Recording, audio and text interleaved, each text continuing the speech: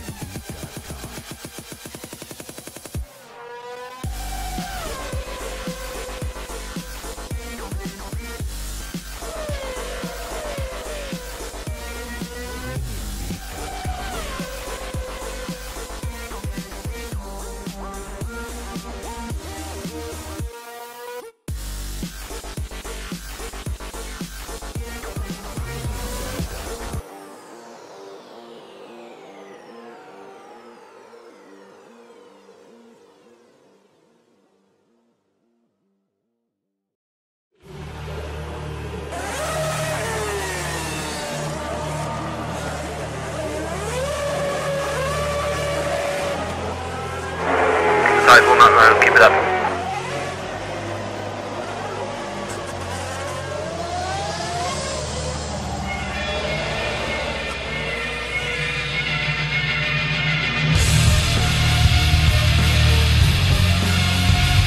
Whoa, great!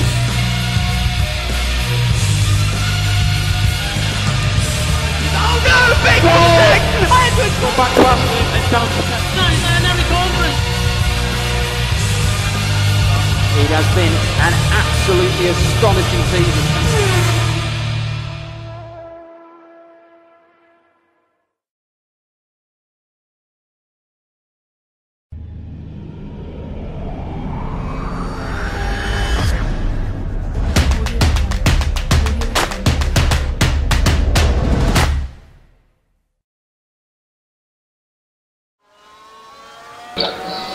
Hello everybody and welcome to Formula Sim Racing. It's time for the 2018 World Championship.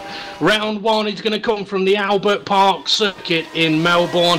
5.3 kilometres long, 58 laps we're going to be having today, and 16 turns every time the drivers make their way around the track.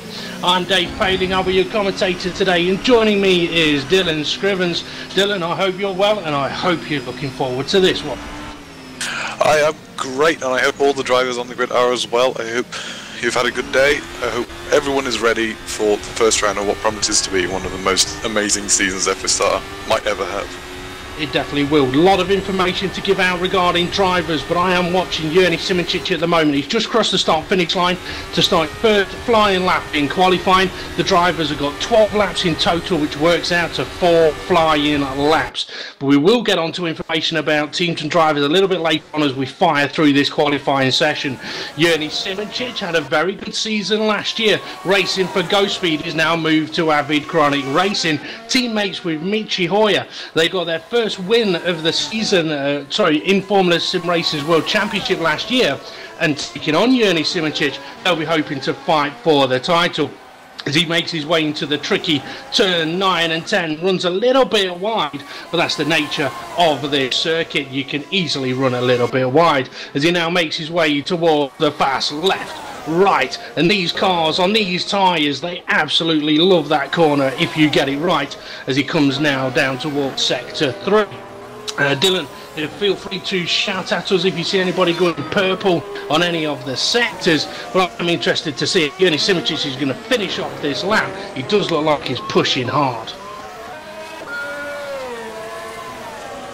Oh, yeah, he's pushing too hard. Ooh. That's unfortunate for Yerni Simoncic. Commentator curse there, clearly. Let's see, Manuel Biancalita has a provisional pole position, or did have until Marco Conti has just crossed the line.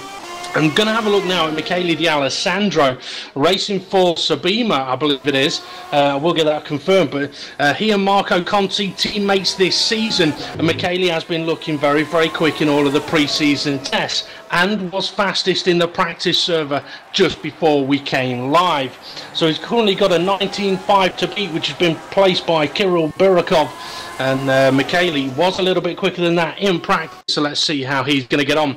And then now into turns 11 and 12, very, very committed, making sure he doesn't run wide at all. Don't want to touch the gravel out there. Coming now down into turn 13, no DRS down here for us in Formula Sim Racing, unfortunately. Not that it would help much with overtaking. And then into the final couple of corners for Michele D'Alessandro. Get the car slowed down, be patient, but now be calmly aggressive. Open that DRS, and as he makes his way towards the finish line, what time is it going to be? It is provisional pole position with 19.507.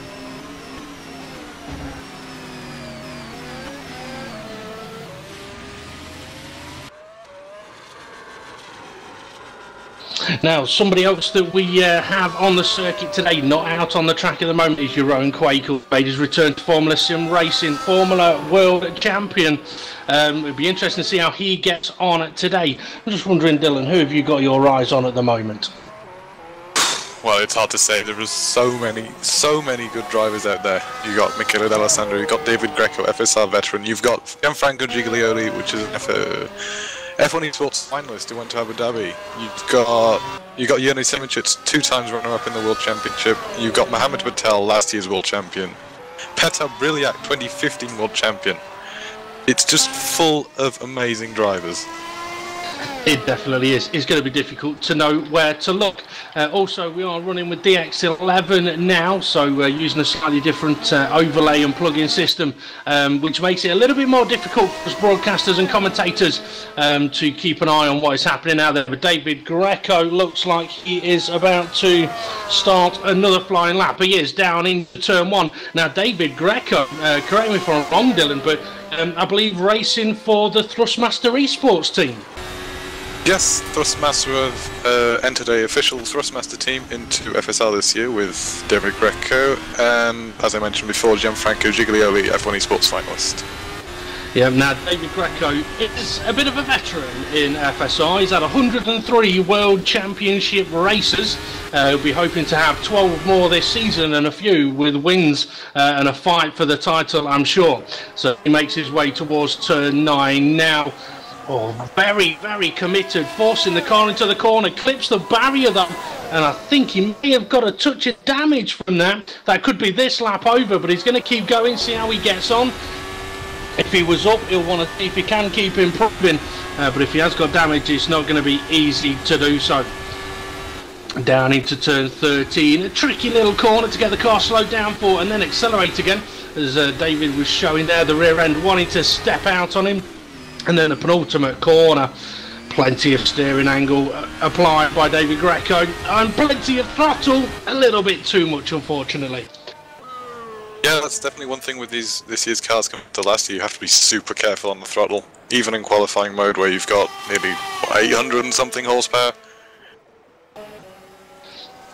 I think it might even be a little bit more than that. I know with qualifying mode turned on, you do get an extra about 100 brake horse compared to race mode. You can only use it in qualifying.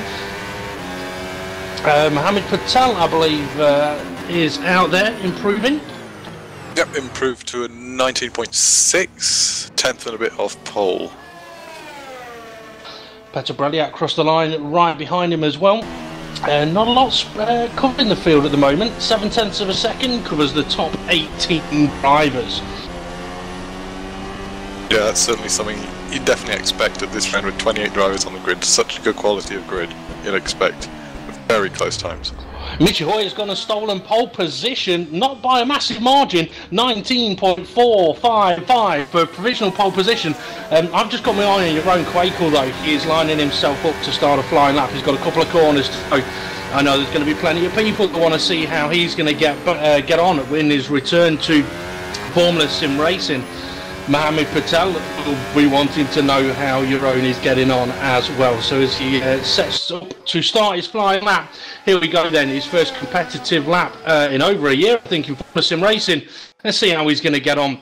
Head down towards turn 1, absolute maximum commitment.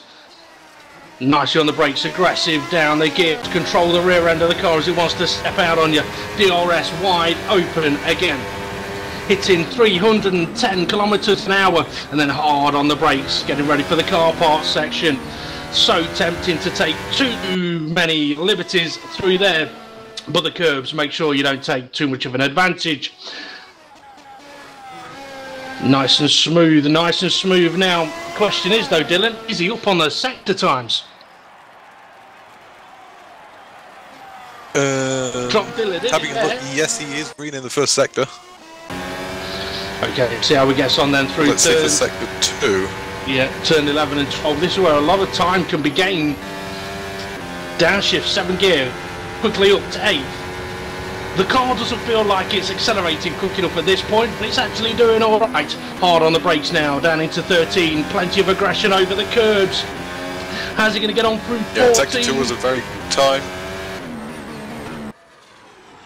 So if he gets these last 2 corners right, he could be on for it. Oh. He's balked. He's abandoned it. Well, that surprised me. Maybe he wasn't happy with it. I don't know, it's a weird one. And while we were watching him, Yerny Simincic, apologies for you, Yerny Simincic has gone and stolen pole position. Sneaky little fella that he is. Yeah, by 27 thousandths of a second over Michi Hoy, so making it provisional ACR front row. D'Alessandro was improving. He did improve.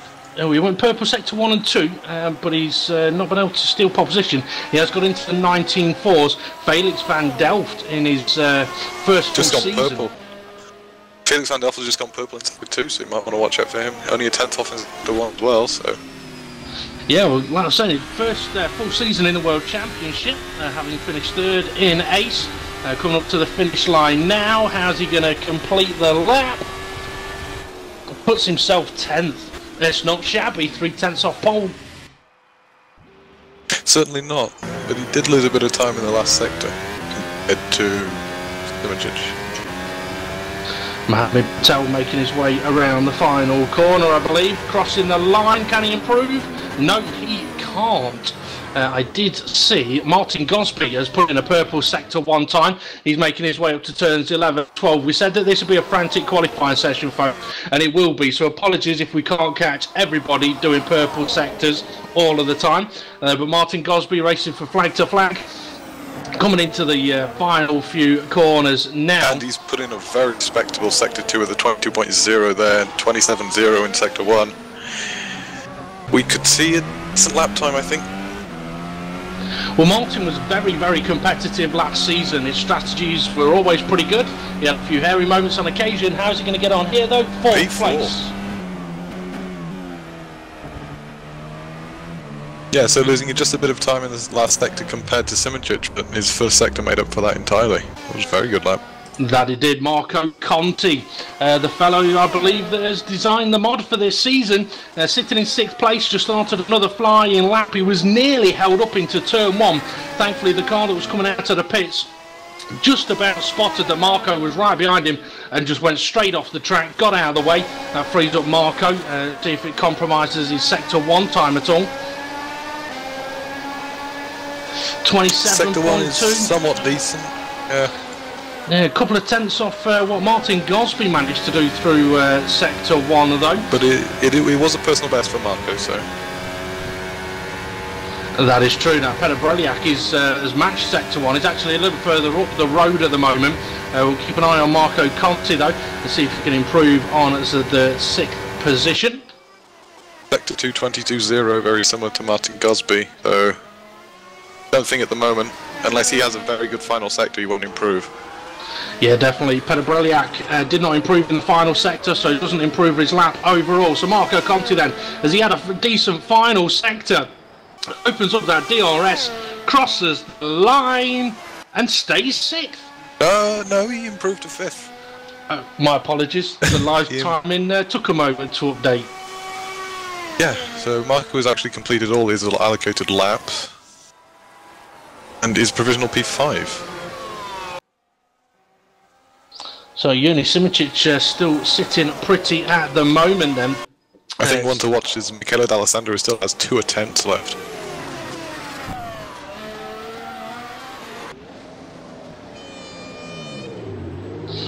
So Cayley then, yeah, getting himself a little bit of space. The car ahead of him, we'll hope, is on a flying lap. So yeah, Dylan, he's mentioned he's got 2 flying laps left. Oh, and the car ahead of him has spun. Oh, yeah, Manuel Bianchi coming out of the last corner. Just got a bit too heavy on the throttle and it just went round. Oh, Michele D'Alessandro hit the turn 1 curve very aggressively there.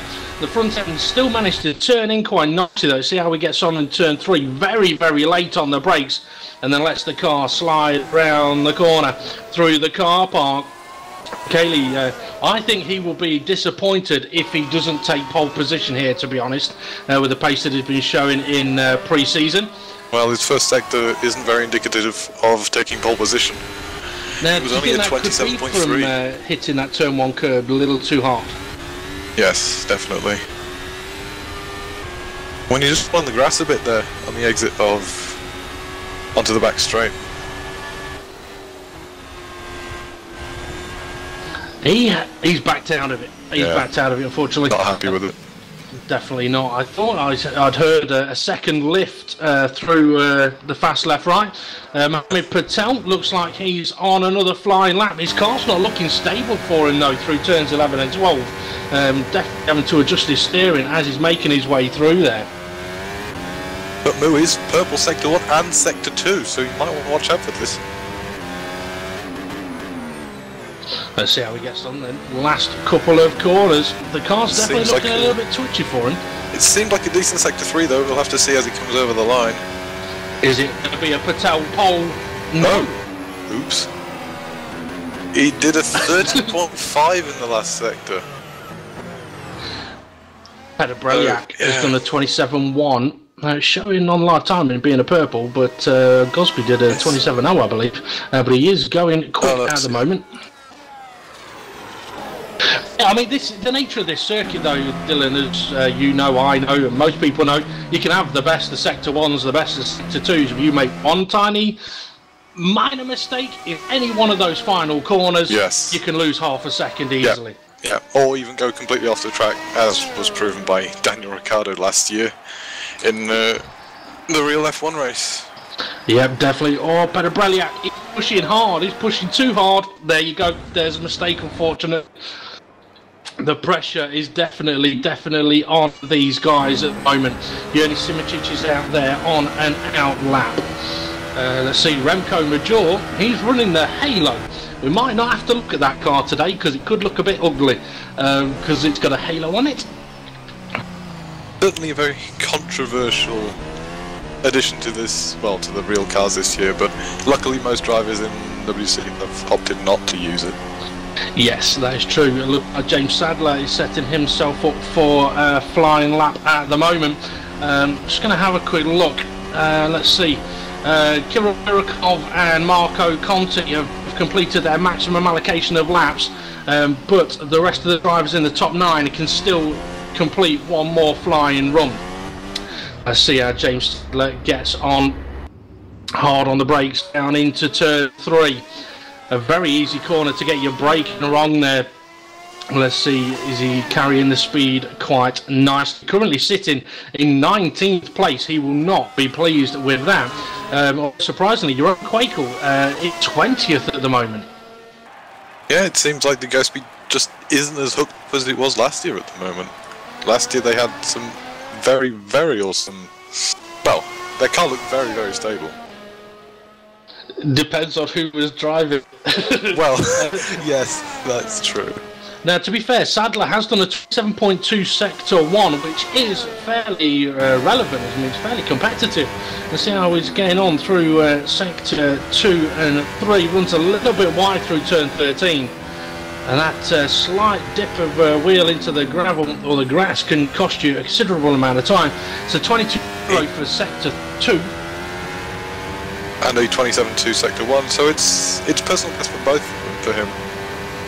And he does improve to 12th place with a 19.7, 3/10 off provisional pole. Yerny Simičić going purple, Sector 1. He is, that's a similar time to Martin Gosby's earlier.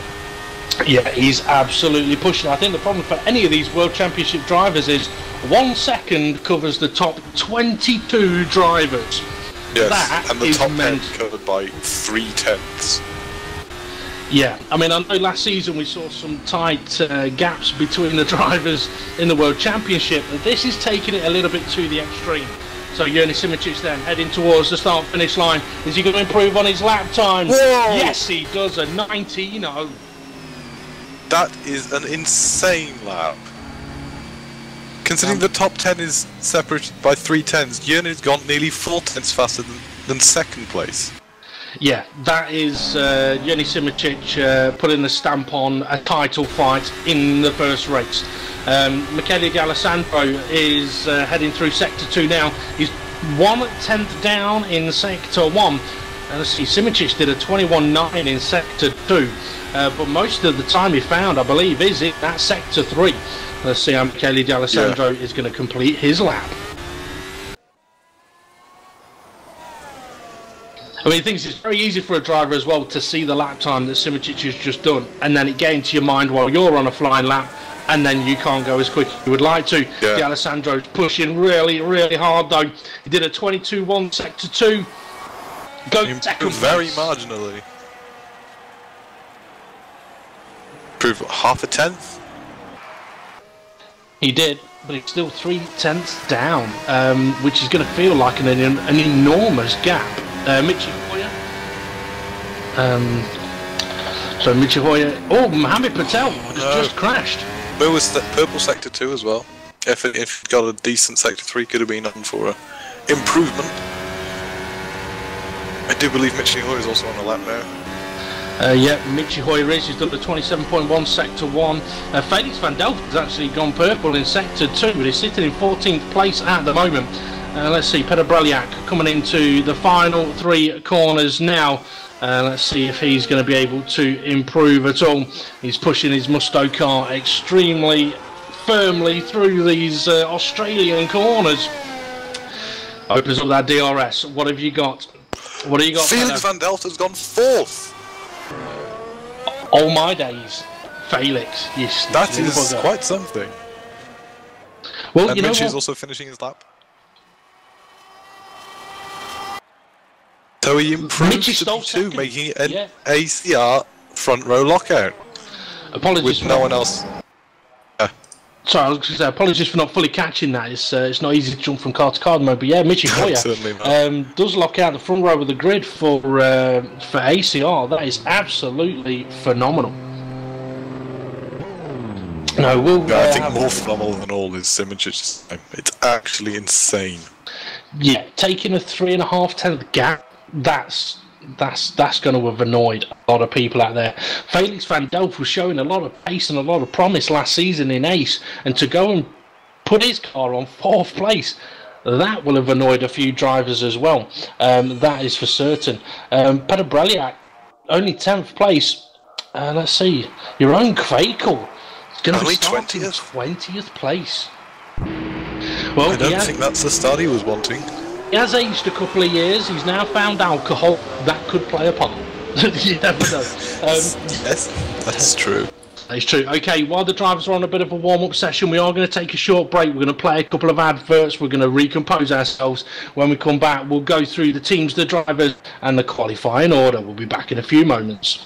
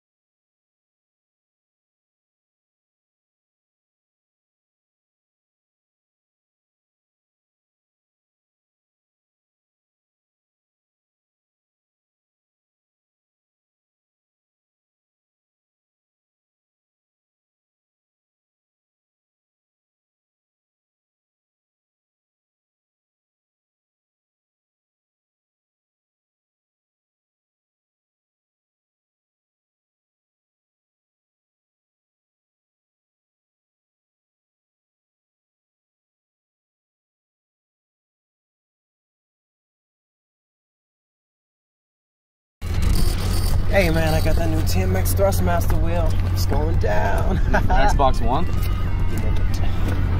I can't wait to play when I get home. You'll let me play? Yeah, I play first. Yeah. You know, I'll race it for it.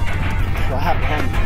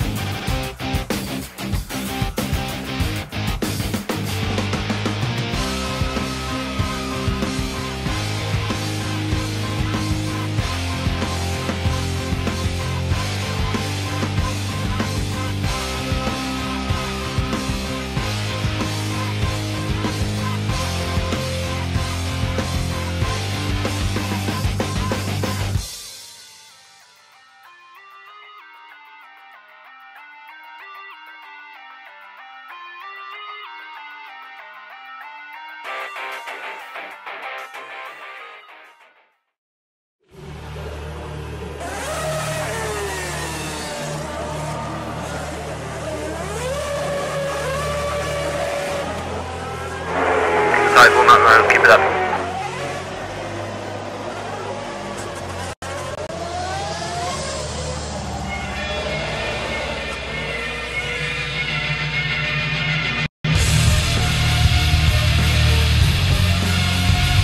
Whoa, great!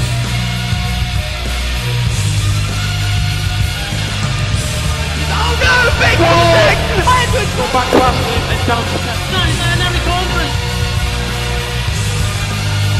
It has been an absolutely astonishing season.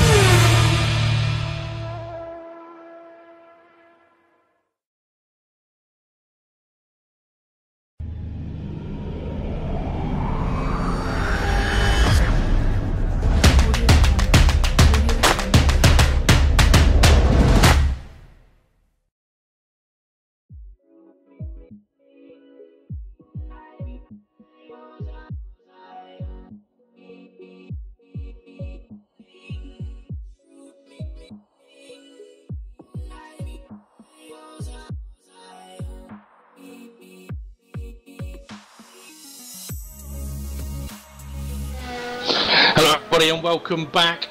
Formula SimRacing's 2018 World Championship Round 1 qualifying has been completed, and to run you through the qualifying order, I'm going to hand over to Dylan Scrivens. So for the first round of this season, we have on pole, it's actually on the front row, we have an ACR lockout of Juni Simicic and Michi Hoyer. On row 2 we have the Italian Michele D'Alessandro and the Dutchman Felix van Delft. Row 3 is Kirill Birukov for Invictus and Martin Gosney for Flag to Flag. P7 and P8 is Marco Conti and Mohamed Patel respectively. P9 and P10 on row 5 is Jim Parisis and Briliac. 11 and P12 we have Eros Mashuli for Pescara and Manuel Biancalila for Twister. P13 and 14 we have James Sadler and Sander Callas, followed closely by David Greco and Jos Arenada. P17 we have Germano Zappola, and P18 Danny Vandeneit as a replacement for Netrex for this round. 19th we have George Manasakis, and in 20th we have quite out of place 2016 World Champion Jeroen Keukel. 21st and 22nd we have F1 Esports finalist Gianfranco Giglioli and Sergi Harris for the Flag to Flag engineering team. Behind that we have Ville Lepala, Remco Major and Florian Becker, the Sergi's teammate. Followed by that we have David Junt, and then starting from the pits we have Tobias Olsen and Liam De Waal for Madcape. That we do. Thank you very much. Now, mention about new teams. I know we've sort of hinted on it a couple of times already that spring to mind right now, Dylan, or do you want me to just quickly run through the teams that we have? Well, the one that springs most to mind is probably Edge. It's more like a rename of the old team. I'm not sure what team George Manasakis and Jim Barisis used to race for, but they've basically joined a new one called Edge Esports, and they have entered into the World Championship this year.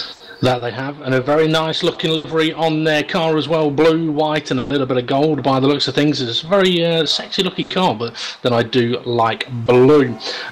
Sergi Eras racing for Flag to Flag with Florian Becker this season in the World Championship. Sergi did very, very well in Ace last year. It'll be interesting to see how those two get on as teammates. Martin Gosby hinted at a little bit earlier on. I was a bit of a fan favourite of his from last season. He's teamed up with Ville Lepala this time out. Be interesting to see how those two get on. Let's see, Jos Arenada and Kirill Birukov racing for Invictus Motorsport in their very bright yellow and black livery on their car. Liam De Waal, new driver to Formula SimRacing's World Championship. As you mentioned, he's going to be starting from the pits today, but for Madcape, him and Tobias, and we'll see how those two get on. But I'm definitely interested to see how the former champions get on as they make their way around this circuit. The drivers now starting the formation lap, where they're going to need to save as much fuel as possible. Last season we had refueling. This season we don't have refueling, which means the drivers need to make sure they can get all the way to the end of the race. Fuel around this track, Dylan, it's a little bit tricky, isn't it? Yeah, it can be a bit key. Australia's always one of those tracks where fuel usage seems to be a bit higher than most of the others on the calendar. So here we have, in the car we have the engine mixture setting, and it goes from 1 to 7, so we have 7 settings.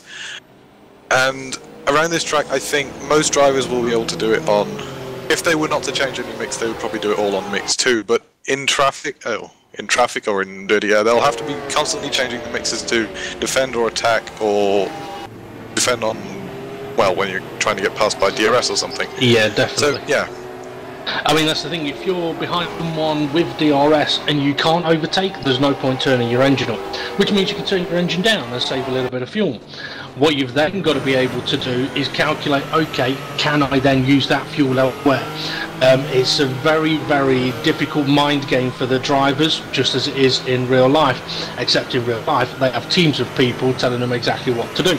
Not the case. The drivers will have engineers if they decided to go for that, but they are going to have limited data.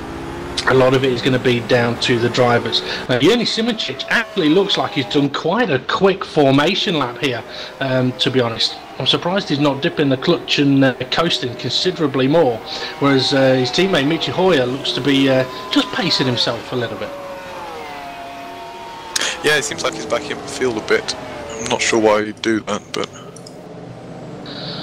That is true. In terms of tyres, we have 3 tyres for this round. We have ultra soft, super soft and soft, and the top 10 all start on what they qualified on, so ultra softs.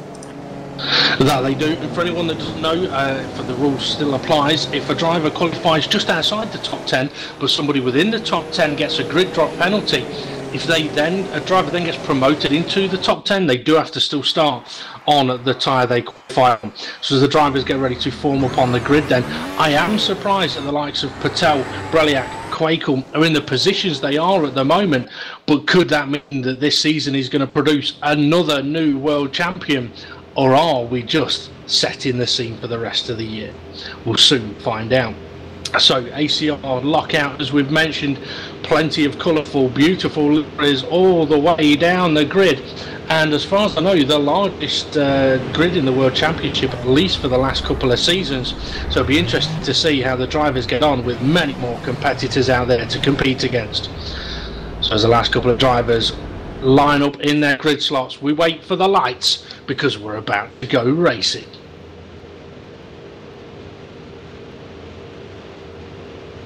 The Formula SimRacing World Championship, Round 1, 2018. The lights are coming on here in Melbourne. 5 lights are on, 5 lights are out, away they go. Simicic looks like he's had a good start, but Michi Hoyer going to have a look at the inside, no, thinks better of it, and back out of it. Oh, contact! Who's that? Was that Mohamed Patel? Has been bumped down to 13th place. A little bit of contact. I didn't see who it was with, but he's now under a whole load of pressure from cars that are on a much harder compounded tyre. Yeah, that certainly wasn't the best start for the 2017 World Champion. Definitely not what he was expecting. No, well, 100% right there. I do apologise, folks. I'm struggling a little bit with the cough at the moment. But the ACR guys pulling out a little bit of a gap up at the front, 1.3 seconds.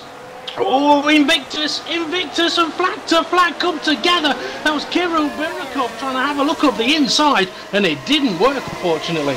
Jim Parisas has had a move on Patrick Brilla, and he is sniffing a move at Marco Conti into the fast chicane. It's brave going side by side through there, and if you compromise through there, you're going to have to be careful of everybody behind you. Conti's had a very bad exit, and he's under pressure from both of them. 3 wide into turn 13 is not wise, and that's why they've all backed out a little bit. The Edge driver making the most of that situation. Meanwhile, Patel is back up to 10th after that incident with the Invictus driver, I think. And I think he's also got past Eros Mashuli and James Sadler, who passed him the first couple of corners.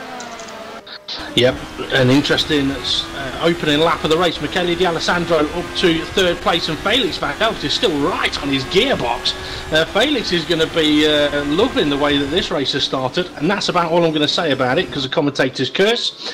Let's see, Jim Parisas opening up a little bit of a gap now to Marco Conti. Marco, as you mentioned, was coming under a little bit of pressure, and it's the nature of this track, isn't it? You make one little error, you lose that little bit of time, everybody behind you is going to pounce.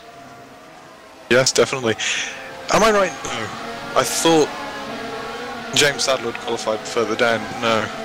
Jerome Quakel has not had the best of starts, though. He's down to 22nd. Certainly not where he wants to be right now. Oh dear, oh. Well, it's possible he's not had as much practice as he would have liked to have had leading up to this race. And you take what you'll get. Oh, Felix Van Delft looking very, very racy behind Michele D'Alessandro. in third and fourth place, and this is a situation for Felix. If he's capable or able to just save a little bit of fuel here, it'll work wonders for him a little later on in the race. It certainly will. That extra bit of fuel at the end could mean the difference between making a pass on someone or not making a pass on someone. That is true. Now, for anyone that's watched the pro or race races today, you will know that they were 44 laps long. This one is 58 laps long. Strategy-wise, though, Dylan, I know I heard you and Felix talking earlier about whether Ace or Pro would be 2 or 3 stops. I think 2 stop was the way most of the drivers would have gone. What are you thinking about this one? Can they make a 2-stop work? And if they do, how far are they going to have to take these ultras in the opening laps? Well, I think 2-stop is possible, but only if you have very good time management and very good, well, good pace and good ability to defend from the 3-stoppers, which I think will be the most preferred strategy today. Well, one of the difficulties with going with the extra pit stop is traffic. If you get stuck in traffic and you can't overtake, then your strategy has gone right out of the window. Now I'm just going to have a quick look up at the front. It looks like Felix van Delft has dropped off a little bit from Michele Di Alessandro. Michi Hoyer pacing himself behind his teammate Jurni Simicic, who is still leading this race. Let's see, Martin Gosby actually looks like he's beginning to close in that gap a little bit to Felix, seeing as he's not coming under pressure from Jim Parisis behind him.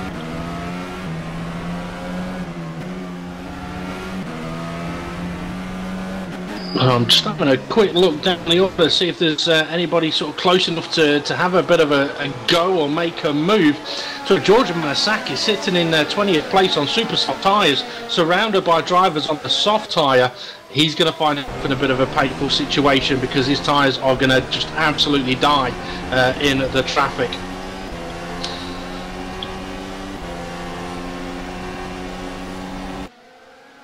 So as the drivers complete this next lap, or when they complete this next lap, the DRS is going to become available for them. That could be a little bit of a game changer.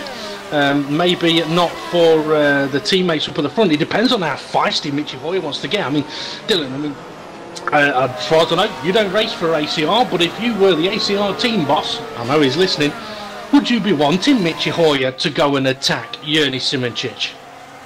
Personally, I certainly would not. Certainly not until maybe the last 2 stints, where maybe if you know your drivers can race fairly against each other, then maybe you'd give them some leeway. But here, I think at the moment you'd keep them in 1-2 in formation and just let them get on with it. Yeah, that is true. But as a spectator and as a fan, Mitchie, go and get him, mate. Go and get him. Oh, sure, definitely. Well, let's just bring home a 1-2. How about that? As the team boss whispers in our ears, let's just bring home a 1-2. No, Mr. President, no. Okay, I tell you what, Jurni Simicic, I think, made a little bit of a mistake in turn 14. That's allowed Michi Hoyer to get close, and he has got DRS. So now it's going to get interesting up at the front. I'm going to keep an eye on this. Dylan, if you want to have a quick look through the order, see if you've got anything kicking off to shout at our broadcaster for. I certainly will. Felix van Delft, I believe, is within DRS range as well. He is. He wasn't able to close the gap up, though. But this is where we're on about. If you're within DRS range and you don't want to go too aggressive too soon, you can just reduce that engine mix, save a bit of fuel, so you can be even more aggressive a little later on. Yeah, it seems in all the first couple of laps, Jos Araneda has DNF'd. I'm not sure why or what the cause of that is.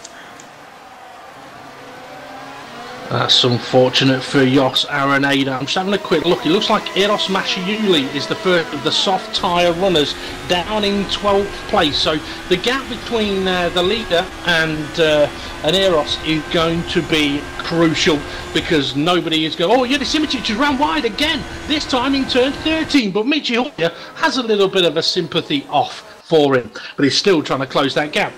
Yeah, the gap between Jurni Simicic and 12th place is crucial. I mean, how laps are we into the race now? We're only on lap 5. These ultra soft tyres are going to be hurting a little bit. I did ask you a little while ago, Dylan, about how far the guys are going to have to go on these ultras. We're looking more than 10 laps, aren't we, for a 2-stop strategy to work? If you're going for a 2-stop, I think you're going to need to do 11, 12 laps on these ultras. 3 stops, maybe a lap less, but I don't see anyone doing more than 12. Maybe 13 at a push if you're in clean air and you manage really well, but I don't see it happening. No, neither do I. The dirty air does damage the tyres quite considerably, or at least that's my experience of them. Either that or I just damage them.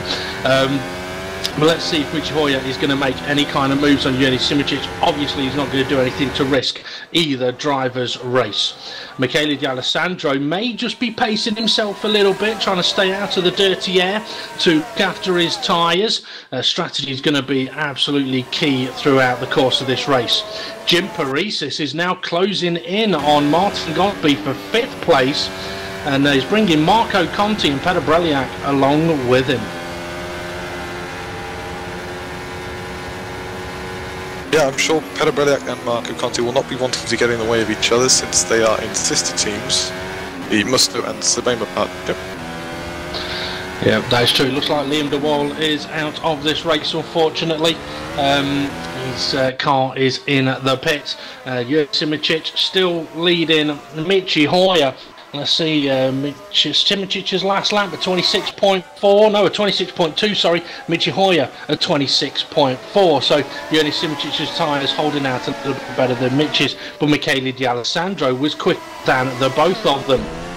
And the risk for the ACR drivers is if they take it a little bit too easy, then D'Alessandro will be on their tail in no time, and he cannot afford to back off at all because Felix van Delft is still there applying the pressure.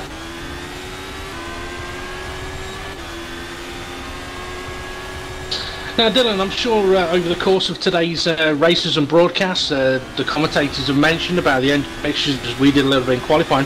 What would happen to the drivers if they decided, for example, Felix van Delft decided, you know what, I'm going to use the quali mode to try and attack Michele D'Alessandro? Well, the first thing I could say is that's not a good idea. You will not want to be using quali mode in the race at all, because basically the quali mode is made for qualifying only, and hence it's called quali mode. And it basically, because of the way rFactor 2 works, we can't have certain things for the race session, certain things for the qualifying session, so we have modeled it in a way that in qualifying you enable the quali boost, and it actually it wears out the engine as you go over the lap, basically. So instead of having an engine that will, in race mode, your engine will last a full race. If you put it in quali mode, it won't last you much more than a lap. So if you even put it on for 5 seconds, you're increasing your engine lifespan, and you might not make it to the end of the race. Yeah, that is 100% true. Mitch Hoyer's, I tell you, he's paced himself behind Jurij Simicic, but I think he's wanting to make a move, you know. Let's see, I'm just having a look a little further down the field. Your own Quakel sitting in 21st position, just behind Veal Lepper, who's actually going to go for the overtake and into turn 3. That's the first real overtake I've seen. Side by side they go. Veal's going to fight it into turn 4. Oh, ever so close to contact, but your own Quakel manages to make the move, and just ahead of them there's Sid Eras, just behind George Manasakis, then Danny Van Den Eet, who's in as a reserve driver, Gianfranco Giglioli, I'm going with Giggly, he is Jiggly but I'm going with Giggly, he's leading a little train of cars there.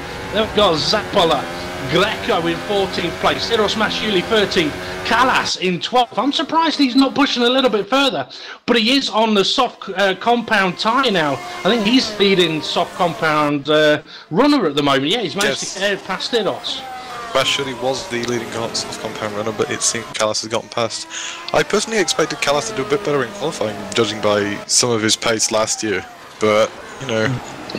Very true. We've got a little bit of a battle going on. Martin Gosby coming under pressure from Jim Paresis. Jim Paresis having a little bit of luck. And then we've got 6 cars following these guys.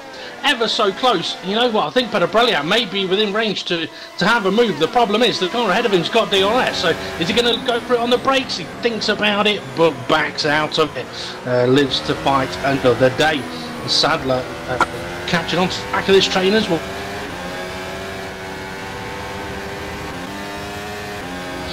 Now, for anyone that's watched the F1 today, will have seen that it's this circuit is not the most favourable circuit for overtakes, so it's no surprise to me that we're not seeing a multitude of overtakes in these opening laps of the FSR 2018 World Championship.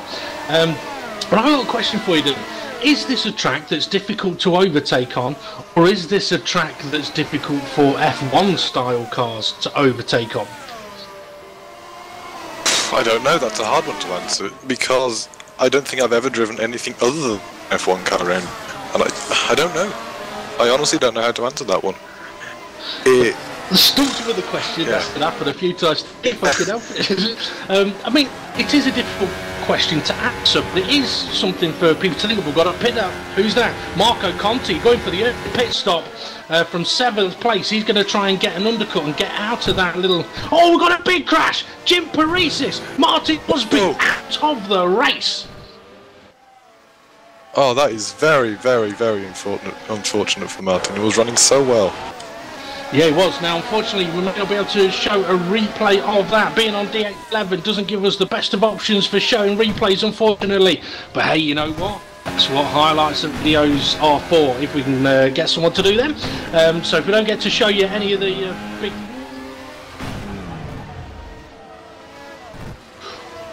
Oh, just been whispered into our ear that Martin Gosby selected false neutral and it locked the rears and it spun his car, so problems for Martin Gosby. I do remember him having problems with his gear selection towards the end of last season as well. It would be interesting to find out from Martin what happened there, but for Jim Paresis, if he didn't have much of an option there, that would have been a massive, massive shock. Okay, Marco Conti then, he's come out right in front of Danny Van Der Neat, and Marco Conti's gone for the soft compound tyre, and I tell you what, I don't think he could have timed him much perfectly. He's come out right in front of a train of cars, but he's now got to get up to speed, get these tyres up to temperature.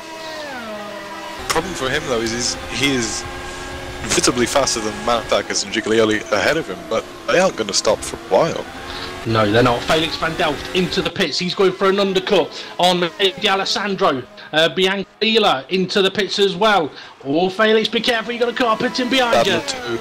Yep, Sadler into the pits then. This is going to get interesting. Where is Delft going to come out? Just ahead of... Bonasak is going for a move. Giglioli into turn 1. I think he made it stick. He has. He's made the move quite nicely there.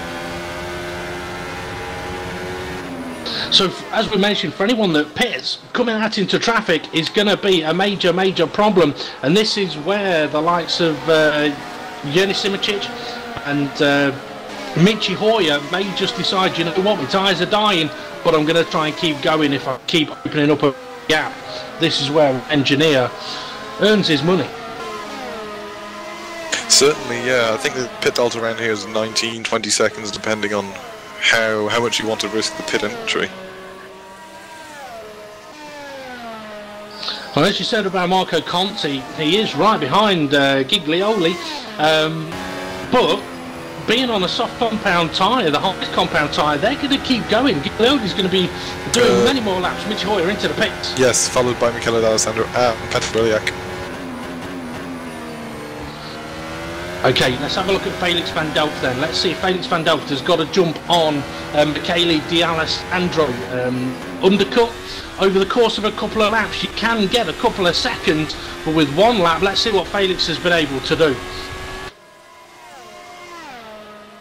I don't think he's going to get the place.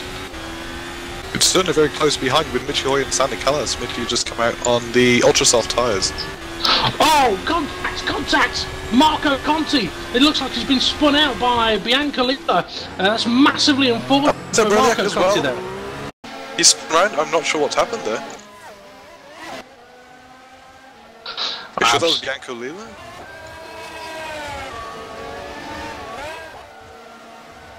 So as Briliak came out the pits, it seems Marco Conti has just made slight contact with him and both of them have gone round. It is possible that I got the wrong driver. It was a car in the background I saw having a crash. So yeah, it'd be unfortunate for both of those drivers. Massive effect on their race now. But I'm surprised Felix van Delft lost out a considerable amount of time on Michele D'Alessandro. After being, what, a second or so behind D'Alessandro, he's lost 2.5 seconds instead of getting an undercut. Yeah, it's a weird one, that one. I didn't actually see where he came out on track in relation to other cars, so maybe he got a bit of dirty here. And that is true. Simoncic into the pits. Mohammed Patel into the pits. So Patel going long. Patel very aggressive on the brakes. Now has Michi Hoyer got a jump on Yerny Simoncic? Yes, he has. Michi Hoyer is going to take the lead of the race. But Yerny Simoncic is going to have slightly fresher tyre. So Michi Hoyer on the super soft. Yerny Simoncic super soft. I don't think that's going to lead to a two-stop strategy. I think that's leading towards a three-stop. I certainly don't think so. Yes, I would expect that, especially with the that they have. Maybe they could take a bit more life out of the tyres. Well, the good thing for Hoyer and Simoncic is that they were able to pit and basically stay in the first two places. They can now just try and open up a gap and pull away. No traffic to deal with. D'Alessandro, even though he's gained on Felix van Delft, he's still got Sander Callas ahead of him, and Callas is no slouch. Going to be going a few more laps on his soft compound tyres as well. Masciuli sitting in 5th ahead of Greco 6th, Zappola 7th and Felix van Delft in 8th. I think Felix is going to be banging his head against his steering wheel a little bit at the moment. Looking back towards Danny van der Neet in P12 and Mohammed Patel, who's come out just ahead of him. There's a big battle going on here. That's Jeroen Kwekel, who I don't think has stopped yet, running the soft compound tyre. So it's not. I don't think either of them have stopped. No, none of them, those drivers back there, have stopped at all. Oh, sorry, Zappola in 7th place just made a mistake, ran wide at turn 15, let Felix van Delft through, not let him through, he didn't have much of a choice. Manasaki's coming under pressure from Bianca Lila. This is going to be an overtake attempt down into turn 1. Side by side they go, and it is a move completed by Bianca Lila, who'll get DRS again. They need to make sure he gets a decent 8 out of turn 1, and he does. That's that move complete. How's this battle getting on a little further back?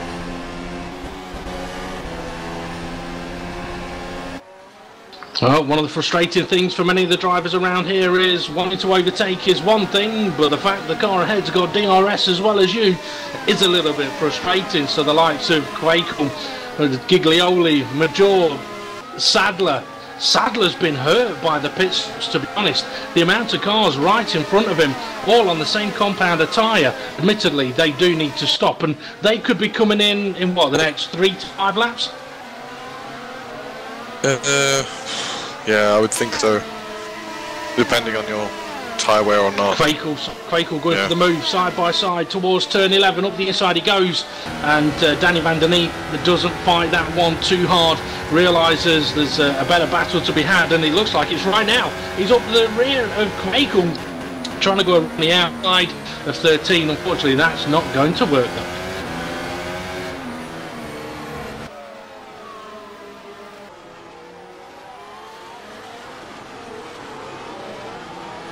So up at the front, Yerny Simoncic now in 2nd place, now 2 seconds behind Michi Hoyer. Michele D'Alessandro another 3 seconds further back. It's possible that Simoncic is pacing himself at the moment, but you know what? Top 10 within 17 seconds of each other. A few of the 8th, 9th and 10th needing to pit as Patel has made a move on Manasakis, I believe.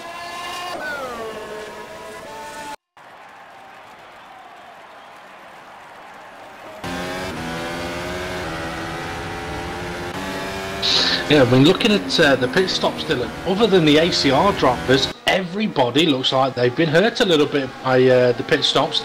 We've been caught in a bit of traffic.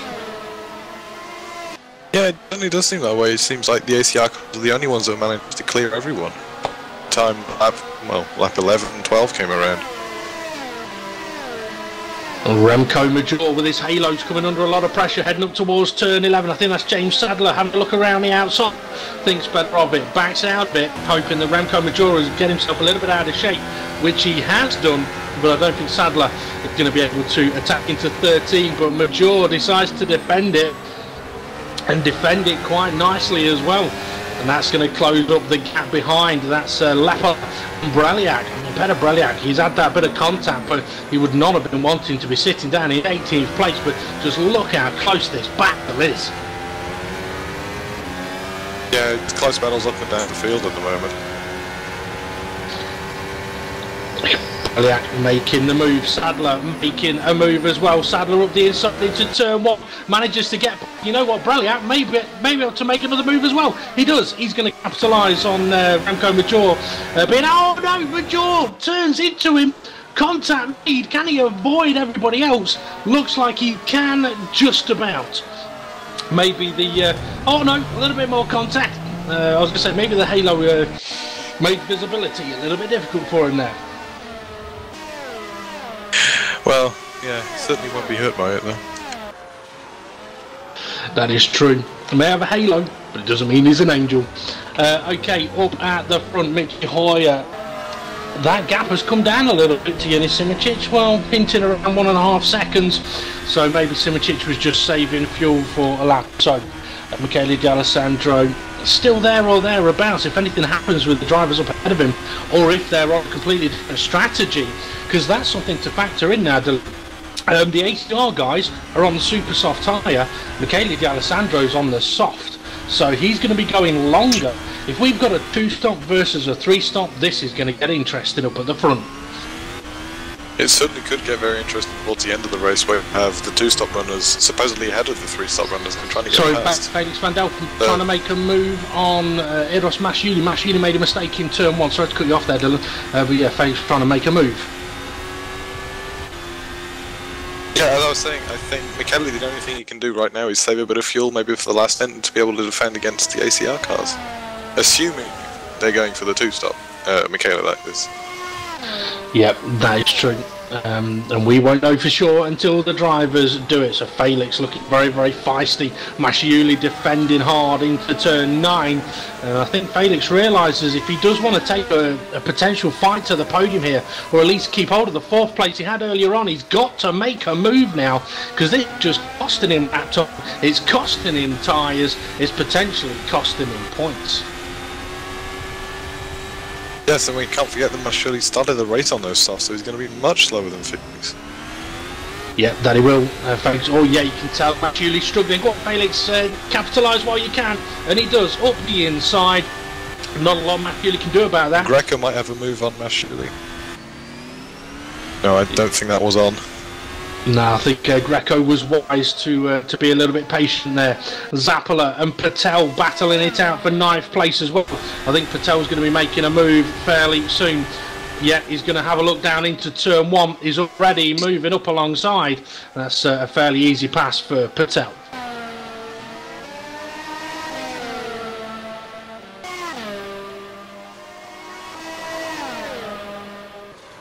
So Masciuli and Greco still ever so close to each other. I'm just having a quick look at Danny van den Eet in 11th place. Still hasn't pitted. Giglioli right behind him, and Sadler in the mix with Peter Breliak and Marco Conti. Conti and Breliak are recovering after their collision earlier on. But oh, Danny van den Eet is ran wide. He's lucky he's got a little bit of a gap and doesn't lose a position, but he's going to be coming under a lot of pressure very quickly. I think someone who's coming under a lot of pressure is Giglioli from Sadler, and Breliak is just looking for one opportunity, one moment, and he will be past either of them.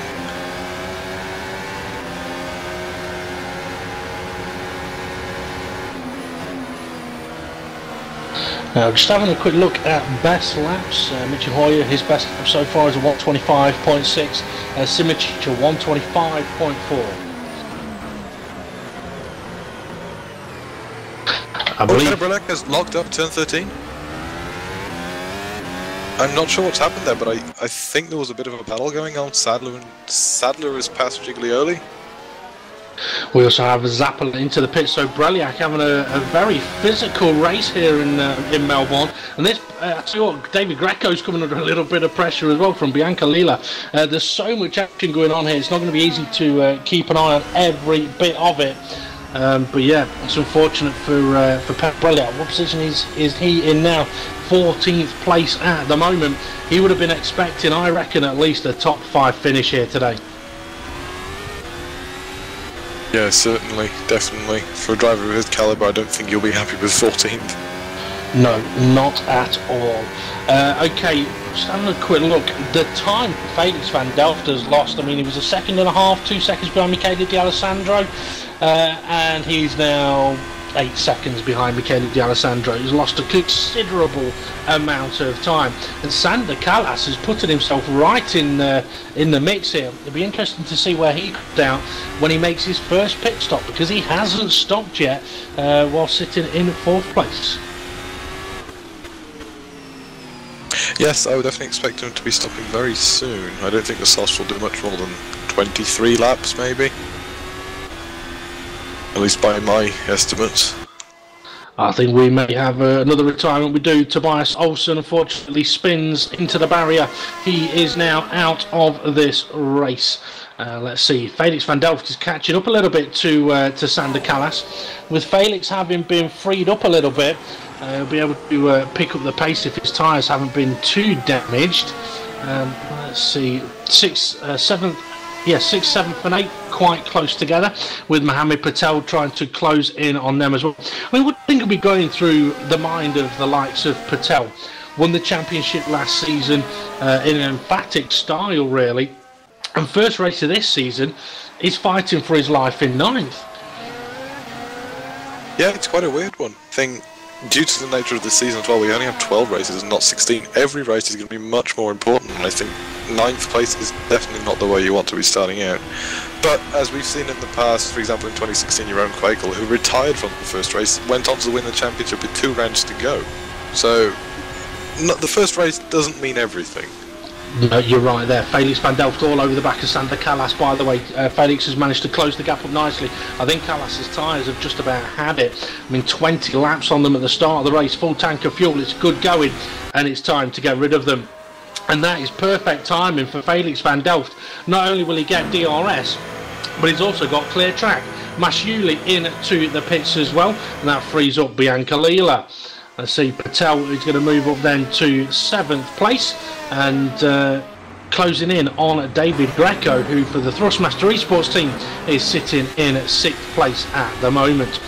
See Sander Callas forced this is good, is he on pit exit? He's coming out next to Marco Conti. Conti can't make a move into 1, but may be able to attack down towards 3, but he's going to come under attack himself if he's not careful. Careful even from Sergi Eras, who's on the ultra soft tyre. Oh no, he's not. He's on the grass. He's nearly into the barrier. He's managed to keep it going, but now he's under a lot of pressure from Peter Breliak, and Sergi's going to want to be careful here, because Breliak, not all of his own doing, has had a very physical race today. So Dylan, you know Eras quite well. What do you think would have been going through his mind as his car was starting to face the barrier there? Well, well, a lot of panic, I would imagine. No wonder. But he's a very enthusiastic guy, and sometimes when stuff doesn't go his way, he doesn't take it lightly. So hopefully he'll get his head down after that and carry on and keep up his pace. Yeah, definitely, hopefully. Mohammed Patel, while I was watching Sergi Eras there, Mohammed Patel has managed to make a move on David Greco. Greco's tyres are knackered, that's why he's into the pits. Jurni Simoncic has been closing that gap up to Michi Hoyer. It's now within 1 second. DRS is going to be available for him. I am also curious where David Greco is going to come out of the pits. We do have a couple of other stoppers as well, as Kwekel trying to make a move into turn 1 side by side, but Masciuli manages to make the move. Kwekel now on the super soft tyre to 12th place for him. Greco comes out in 15th place. That'll feel so painful. From 6th to 15th, not nice at a pit stop. But Jurni Simoncic though, Dylan, he's looking feisty now. I mean, if these guys are going to be pitting against him, when did they stop? Was it lap 10, 11? Lap 11 or 12, I think. I think 11. Okay, one of them, Michi pit forced Simoncic, but yes. He did, yes. So I reckon Simoncic may go for an undercut on Hoyer this time around with him being behind. But the super soft tyres are probably only going to go over the 4 or 5 laps for these guys. So Simoncic, getting nice and close now, will be able to perhaps dive into the pit lane and try and pull off a sneaky undercut on his teammate Michi Hoyer. Yeah, so I'm just wondering what kind of strategies they could do to the end there. I think maybe a double stint on soft is a viable option, but we'll see. I don't know what their plan is. Okay, just want to quickly mention George Manasakis in 11th place is about to make a move on Peter Breliak. Breliak's pretty much stationary, it seems, on the soft compound tyre, while Manasakis was on the ultra softs. And let's see if Manasakis can hold on to the position. He should be able to with DRS down to turn 3. Yeah, he's not even going to bother defending, and just covers the corner quite nicely for the Edge Esports team. So up into the top 10 for Manasakis, but being on the ultra soft tyre, he's definitely going to be making another stop, that's for certain. Simoncic really close again. I'm wondering if Michi Hoyer is going to be feeling pressure at the moment. Sometimes people say it's better to be the hunter than the hunted. Some people prefer it to be I'll just have track position, I'll be ahead, thank you very much. Personally, I much prefer being there. It's much more exciting. I'd much rather more of a, it's a goal, it's something to get. True, I do prefer to chase than be chased in racing terms, although I'd rather be about 15 seconds up the road. But Simoncic is really close now. Is he going to go for the move? He thinks about it. He's letting Michi Hoyer know that, you know what, I'm here, you leave the door open, I think I'm going to go for it. So strategy wise then, Dylan, do you think these guys are going to play it safe, or do you reckon they're going to go aggressive? Could they do another super soft, ultra soft, or are those options available to them? The super soft and ultra soft, I don't see that working. I don't think I'll get to the end. Honestly, I don't know. Maybe super soft and the soft, or as I said before, two softs. I don't know, we'll see. Depends on what they put on the next stop. Okay, I'm just having a quick look down the field. The field getting a little bit spread out. There is a bit of a battle for sort of 18th, 19th, 20th at the moment, with the halo-adorned Remco Major Driller's car. It can go faster with a halo on. It won't protect him more either, not in the sim world. I must admit, I tried driving with a halo on the cars. It put me off. I don't know if you've tried it, Dylan. I've tried it very briefly. It didn't necessarily put me off, but it's just, I find it unnecessary and it looks bad. So Hoyer into the pits. Yeah, I don't see the point either. See. But yeah, Hoyer into the pits, covering off any possibility of Simoncic going for an undercut. But this is where, if Simoncic was saving any fuel, he's got to turn that engine up now. Certainly no, yeah. Otherwise Mitchell would get an easy undercut on him. Speaking of which, he has fit the super soft tyres. Interesting, very interesting. That's going to get Dylan thinking about what kind of strategy Hoyer, my apologies, is going to go for. Manasakis making another move down towards turn 1 for 9th place now. Being on the ultra soft tyres compared to soft tyre clad cars is giving him the opportunity to make moves, but it's going to be costly for him, I think, in the long run in this race, because those tyres won't last long and he may have to make an additional stop. Okay, Yerni Simoncic's previous best lap is a 125.454. Is he improving on that right now? Well, he's done a personal best sector 1. He's done a personal best sector 2. I think he may have turned the engine up a little bit, and that's why he will have been saving fuel, because if Hoyer is going to pit before him, he needs to cover off any possibility of an overcut that Hoyer's going to get. Oh, Simoncic just stayed out. Yeah. Which some may find surprising, but if he's got the fuel and he's got the tyre life, he needs to do it. He's done a 25.965. Not a bad lap. Not as spectacular as I was expecting, but maybe that's because he's been having DRS, which has been giving him the extra speed on the previous laps. The question will be whether he's gained or lost in comparison to Michi Hoyer. And I think he's losing time. Yeah, so Mitchie's lap was 0.2 faster than him in the final sector. Very similar in the middle sector, and he didn't catch the first sector. The problem for Michi Hoyer, though, is he's got Felix van Delft ahead of him on a set of soft tyres. He's been on them for a while, but he's going to be on them for a while longer. Oh, Peter Breliak, Marco Conti, side by side, towards turn 3. Breliak, I think, has just made the move there, or has managed to fend off Conti. Either way, these guys absolutely going at it, and they've got your own Quakel on a set of super soft tyres trying to catch them up as well. I mean, something that some people may think, if the ultra soft tyres only lasted about 10 laps, are the tyres brought to this track too soft? Well, I think I'd have to say, given the consistency of the soft tyre, no, because the soft tyre is a good race tyre to be on. Yeah, I'd have to agree with that. I think the tyres are perfectly fine for this track. It adds another level of strategy. You don't get people doing one-stops, or like the whole field doing one-stops like in real F1. I much prefer it. I think it's much more exciting. Hoyer making a move on Delft. Felix is making him fight for it, really fight for it into turn 1. But Mitchie Hoyer, oh, don't do that, Felix! Oh, has he lit up the rears a bit? He lit up everything at the rear a bit there. No underwear for him too, please. That's cost him a little bit of time. That may actually damage his tyres enough to make him consider pitting a lap or so earlier. Simoncic is still continued on. Yeah, sorry to have cut you off there, Dylan, but I'm going to do it before I even hand over to you, because your own Quakel is on the attack on Martin Conti, trying to go around the outside at turn 3. Marco Conti having absolutely none of it. Yeah, you were saying the soft tyres, good race tyre. Yes, definitely is. I don't know. I lost my train of thought. I have a tendency to do that to people. The ultra soft tyre is a tyre that won't last long if you are too aggressive on it. It's as simple as that. If you treat it nice, it'll be nice to you as well. Let's see. Yuri Simoncic into the pits. So what, he's gone 3 laps longer? I think it's going to cost him overall. His only advantage is the fact that Hoyer had a little bit of traffic.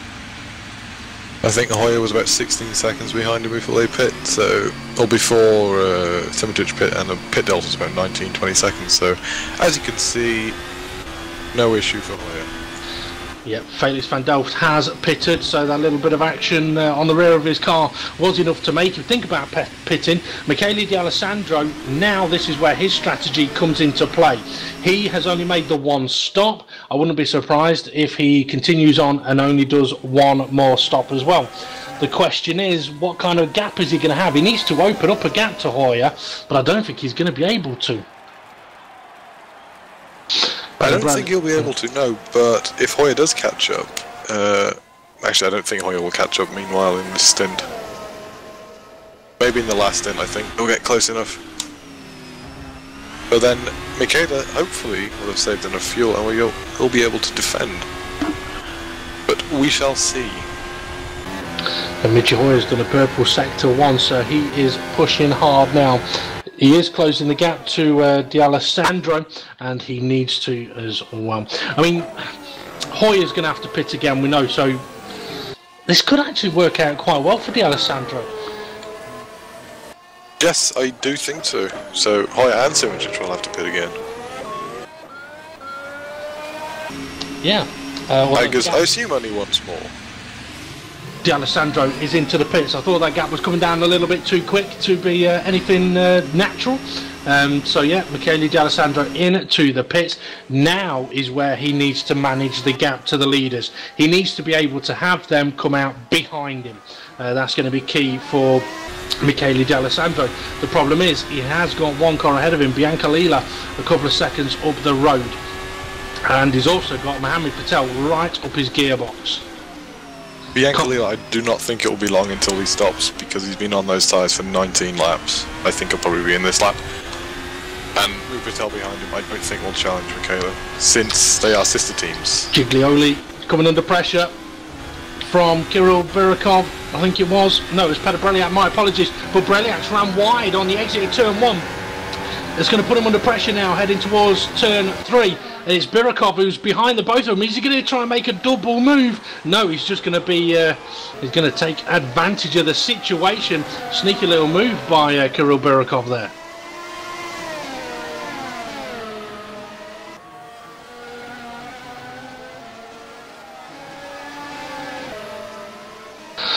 So the situation up at the front then, Hoyer leading the way from Yerny, Simičić. These guys have been looking comfortable for most of the race so far, but they are going to have to keep an eye out for Michele D'Alessandro, who's pushing hard. He's right on the gearbox of Bianca Lila. Bianca Lila peels off into the pits, gives D'Alessandro a nice little bit of DRS down the main straight.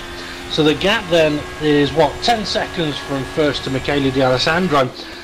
That works for Michele D'Alessandro. He needs to just make sure he doesn't lose any more than, what, 5 seconds, 5-6 seconds, and he's in for a shout for the win here on a completely different strategy. Certainly, yeah. I'm just trying to think who else can get in the way of Hoyer and Simičić, but I don't think there's anyone else on any other strategy that will come out, of which the ACR card would come out behind. I think it's just Michele. Yeah, well, Sander Callas, it depends if Sander Callas is going to be able to hold on to the pace he's been running at the moment. He could be a little bit of a thorn in the side, but I think he'll be stopping in the next few laps. With 28 laps to go, maybe 4 or 5 laps. He did 20 laps on his first softs, and he's done, well, I think this is his 10th lap, so I think he's still got a while to go. I could expect to see him either super softs or ultra softs at the very end. Yeah, to watch. The ultra softs at the end could work very, very favourably for him.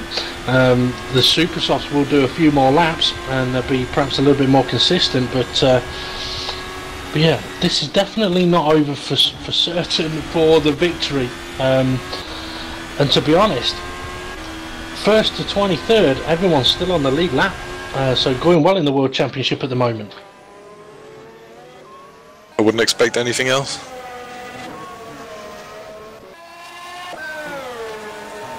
So what have we got a little bit further down the grid? Let's see, Sergi Eras. We saw him get a little bit sideways on ultra soft tyres. He's now on the soft compound tyre, sitting in 13th place. Looks like he's trying to close the gap on James Sadler. So plenty of battles still being had down the order. Giglioli still coming under pressure from your own Quakel as well. Do you think it's difficult for the drivers, Dylan, outside the wall? Quakel very nearly catches the back of Giglioli. Yeah, I was just going to ask you whether these drivers would find it difficult fighting with all of their passion when they're outside of the top 10, not looking at getting any points. I don't think so. Even when I'm outside the points, I don't see the point of giving up. You should just go for it and have some fun and have some clean racing. You don't get racing like this anywhere else. I think not only just for fun, they're fun for their own honour as well. You've got names, Marco Conti, your own Quakel, all the way down here in 17th and 18th place. But they're not going to give up. Speaking of which, Quakel's just had a bit of contact with Giglioli. And he's coming under pressure now from the aforementioned Marco Conti. So talk us through that action. So I want us to have a quick look at something that's happening up at the front.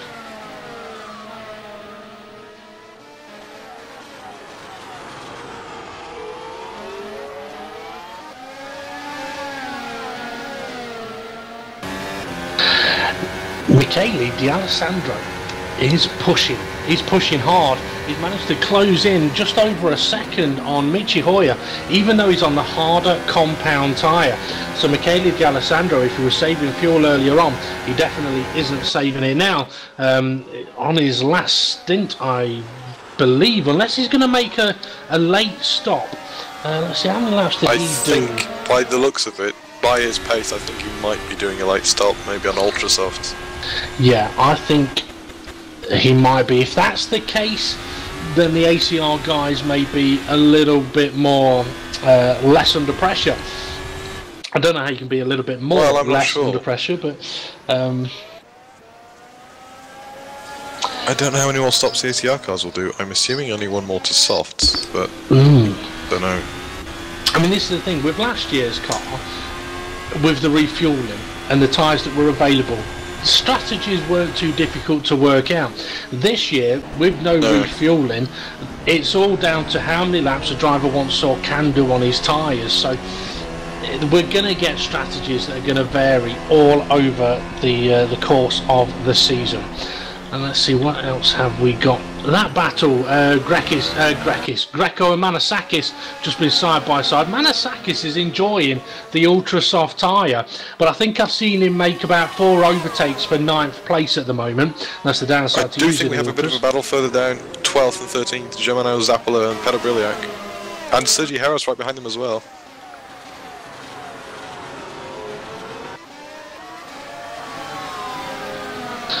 There's a nice move by Sergi Harris there. Zappola coming under pressure now from Kirill Berekov. Oh, closes the door on him. And Berekov still manages to... You don't want to put your nose in there. No, that you don't. And behind those, Giglioli and Kvekel and Conti still going at it for 16th place. So plenty of pride still to be fought for out there, that's for certain. Simoncic is right on the gearbox of Michi Hoyer. He's closed the gap up to 0.3 of a second. I think Simoncic has decided, you know what, fun and games are over. Time for business. He's having a look. He's having a look. Certainly does seem that way. He's had a look and then he's decided against it, and now he's cost himself, what, just under a second there. A little bit of a mistake. He may have been better just going for the move. Yeah, sorry Dylan, I cut you off there. No, that's fine. No problems there. Okay, Kirill Berekov into the pits. That frees up a couple of drivers. Who's that? Side by side, Sadler, Breliak fighting for 11th place. I think Peter Breliak has just made the move. Yes, he has, because... no, both drive. Yeah, he has DRS. DRS. It looked like Sadler had DRS as well, but he doesn't. And then we've still got Giglioli, Kvekel and Conti battling it out. Now for a little bit of contact between Kvekel and Giglioli. And I think this is going to frustrate Kvekel. He's on the faster tyre, but they're just going to get punished.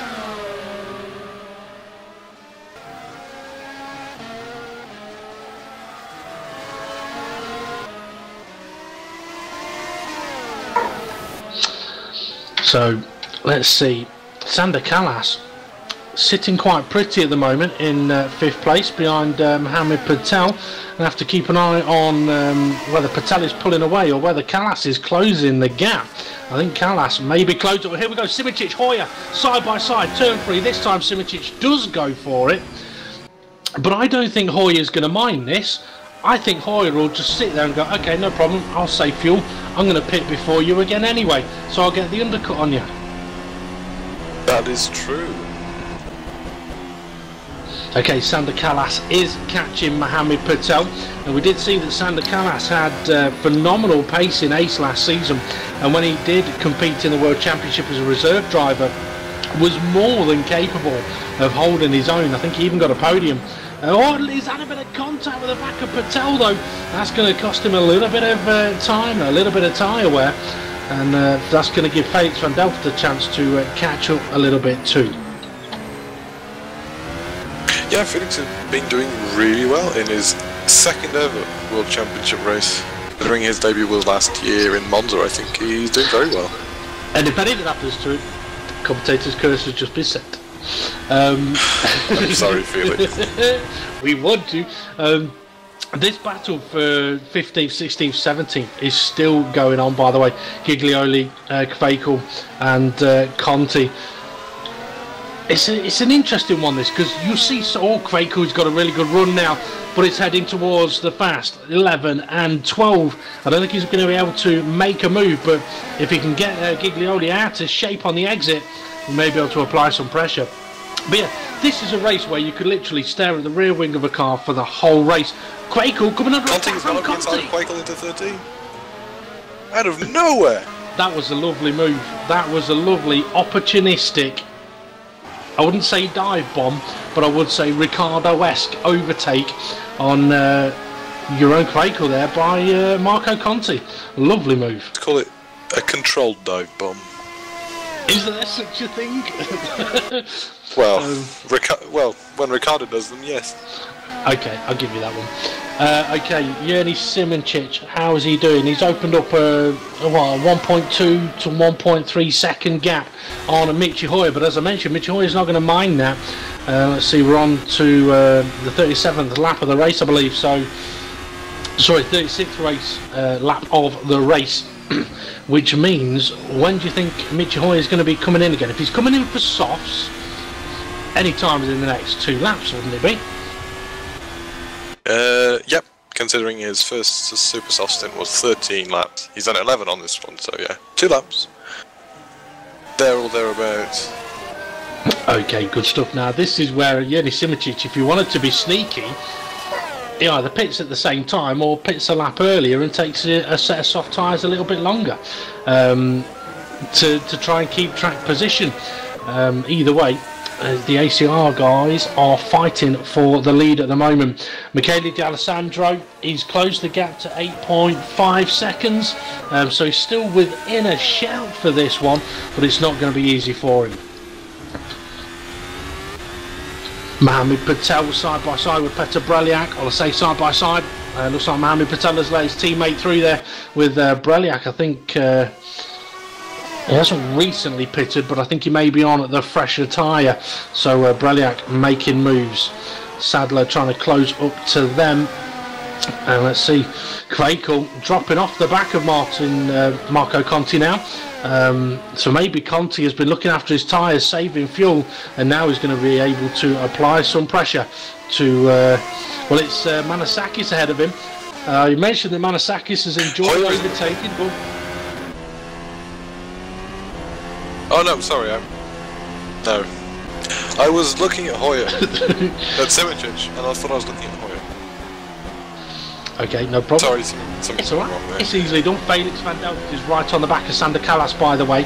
But I did want to mention that Manasakis has been enjoying overtaking, as I mentioned, on the ultra soft tyre, for overtaking for 9th place. Well, you know what? He's just made a move for 13th place on another set of ultra soft tyres. I hope their team has brought enough ultra soft tyres for him. But yeah, Felix van Delt trying to get aggressive on Sander Callas. These two battled each other in Ace last year, with Sander Callas coming out on top, so perhaps Felix feeling like he's got something to prove here. Certainly, I would certainly think so, yes. I think Felix had a bit of a lock-up just into turn 3, that's not going to help him much.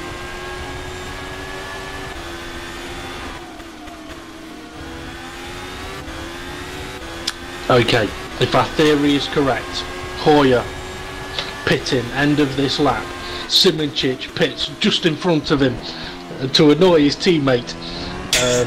See if we get that would be quite something. Oh yeah. Well, the thing is, as a racing driver, you could kind of see someone doing that. As teammates, maybe not. But Michi Hoyer doesn't pit this lap. Ooh.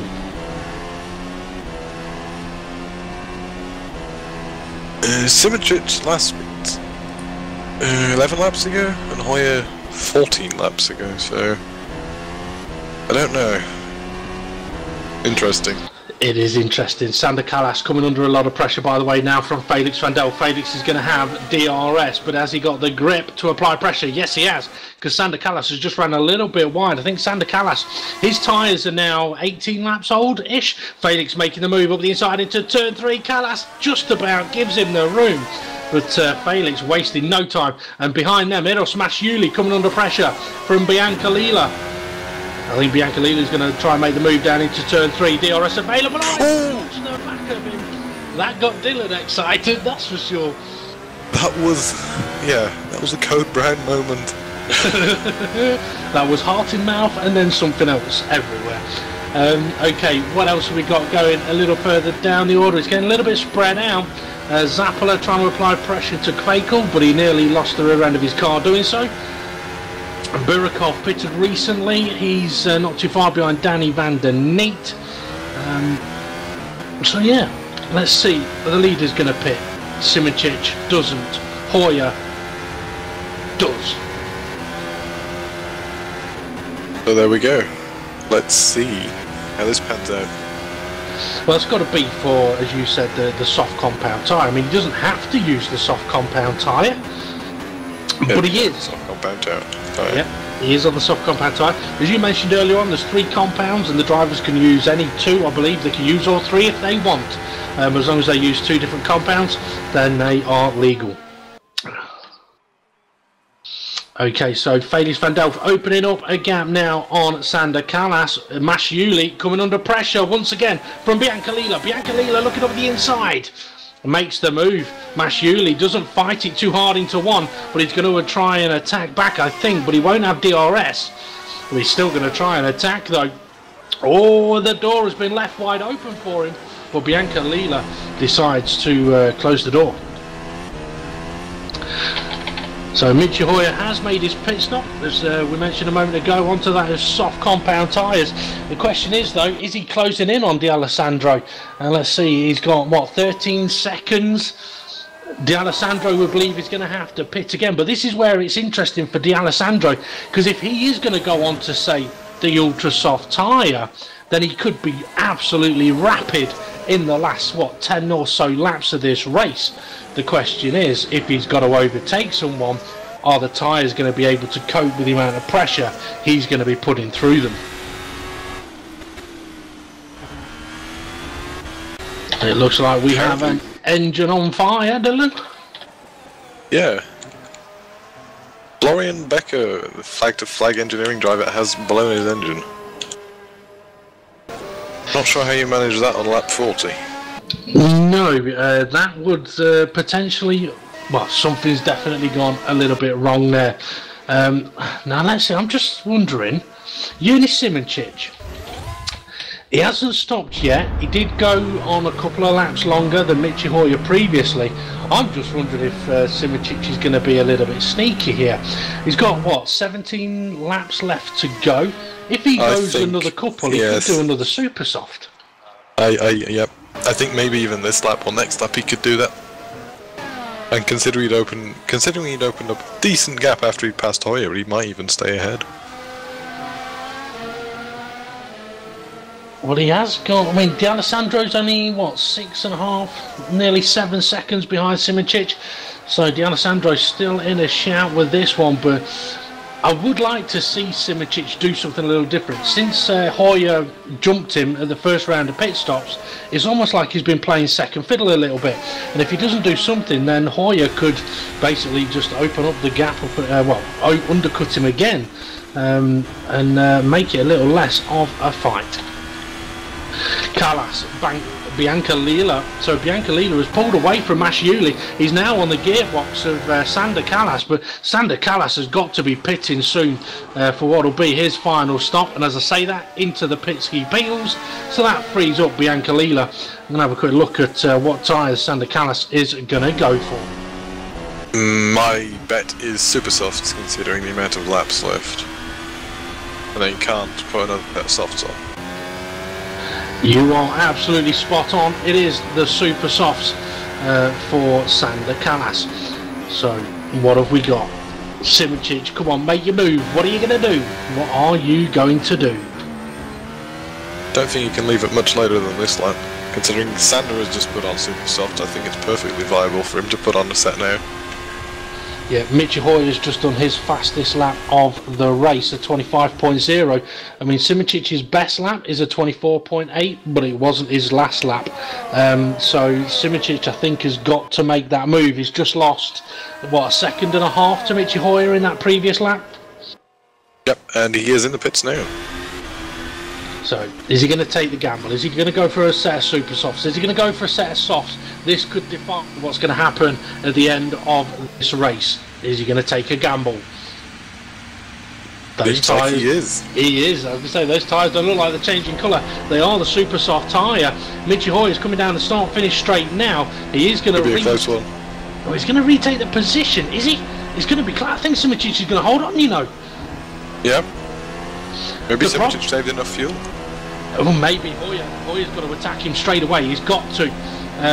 It's going to be difficult to overtake. So pounds while his tyres are cold, or play the team game and just go for a 1-2, like one of their team bosses mentioned earlier on.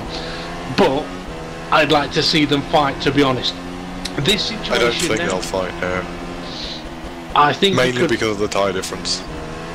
True, but at the same time, being Michi Hoyer with the soft compound tyre, they'll take a little more punishment, as we know, so he can apply a bit more pressure. He should be able to keep pace with Yernis Simoncic if he can apply a bit of pressure. So Michele D'Alessandro now leading the race. The question's going to be, when is he going to make a pit stop, and is it going to be for the ultra soft tyre? I think it will be, and it's going to be in about 3 or 4 laps time. He needs to, if he can, open up a bit of a gap. I don't know if he's going to be able to do it on Simoncic. Whether he can do it on Hoyer, I don't know. I think they're actually gaining on him, to be honest. Yeah, it's about 8 seconds, I think, from Simoncic to Alessandro. So when he pits, it's going to be over 10 seconds that he's going to have to make up to be able to challenge them. Although considering it is ultra softs against super soft and softs, it's possible. That's true. Now, while Florian Becker's engine was on fire, something I know I missed is that Marco Conti is out of the race, and I believe was out of the race just before Florian Becker. So it's been an entertaining one from Conti, but unfortunately a pointless, well, not pointless, but no points are going to be scored for him here today. Sadler makes what will be, I reckon, his final pit stop onto the super soft compound tyre. Is he going to have it? Oh, he's got a little bit of traffic on pit exit. Battle for 11th place. He comes out right in front of Kirill Birikov, who's on the soft compound tyre. And he has got David Greco ahead of him, who's on the super soft. So Sadler does have a little bit to fight for, but he's got to fend off Birikov before he can go attacking. Right behind them, we have Sergio Harris on the ultra softs. So this could get quite spicy. Well, that it could. Let's see how. Yeah, Sergi is looking aggressive. We saw him being aggressive on the ultras earlier. It didn't work for him. He's going to have a look up in the inside to turn 9. Some people may wonder why even poke your nose in there. Well, the idea is to put the other guy off the racing line, slow them down, and then you can attack them elsewhere. As Sergi is thinking about doing so through an 11 and 12. But as you can tell, a little bit of dirty air makes the car a little bit unstable. But Elas has got an opportunity. If he can make one move, he's got a chance of making a few more. He certainly does. Further up ahead, Petr Braliak is trying to attack Mohamed Patel, but I think Patel has actually recently gone ahead because Patel had DRS down the second straight there. So Patel coming under a bit of pressure after making a move. Yeah, so I don't think it'll be long before you see Michele D'Alessandro in the pit lane. Well, since we last mentioned about the gap, he's lost, what, another second to at least Michi Hoyer. He is going to continue on for another lap. And some people may say... No, it turns out... Go on. That 8-second gap I said earlier was not right. It's about 11.5 seconds, it seems. So, yeah, he could be in with a shot. It could be. The only thing is, I mean...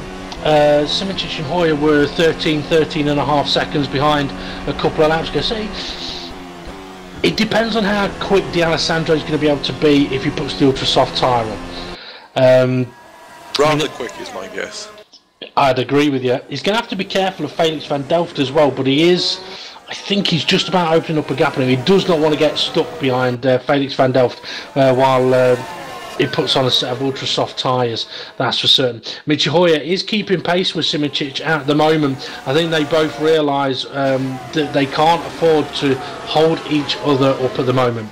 And George Manasakis has managed to go from 13th to 8th on a set of ultra soft tyres.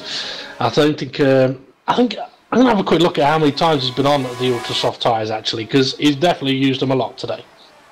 It's only a second stint, surprisingly enough. I think he started on the super soft.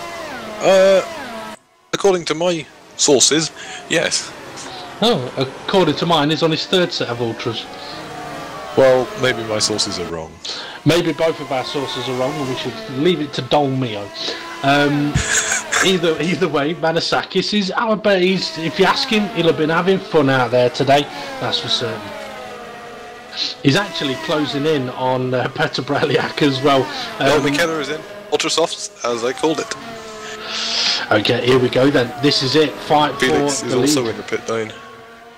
Very similar strategies, so assume Ultrasoft as well. I think Felix could end up coming out in a little bit of traffic, may even be behind Manasakis.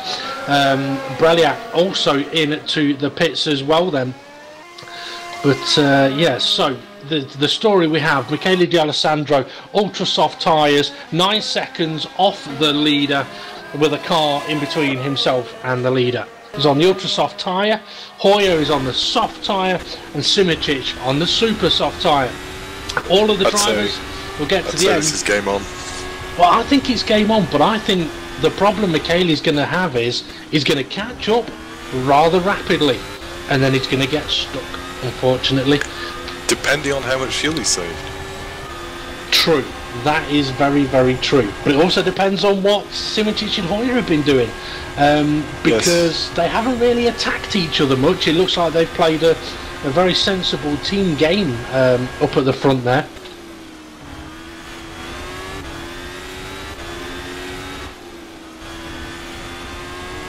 And it seems the 2016 World Champion has set the fastest lap of the race.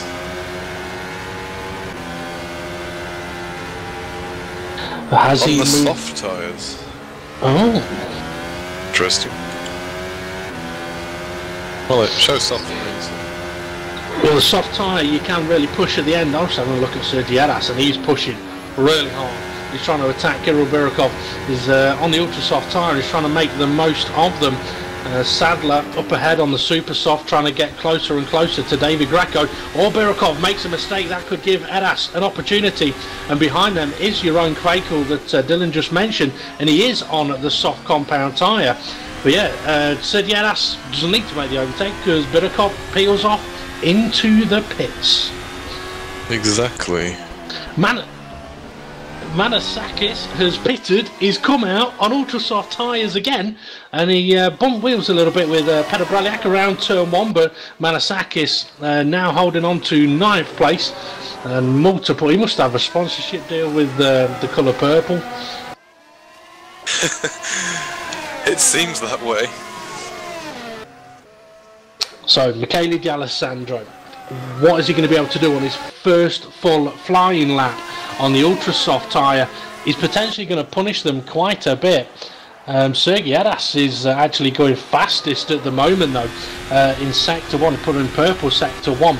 But I am interested to see how quick this lap is going to be of Michele D'Alessandro.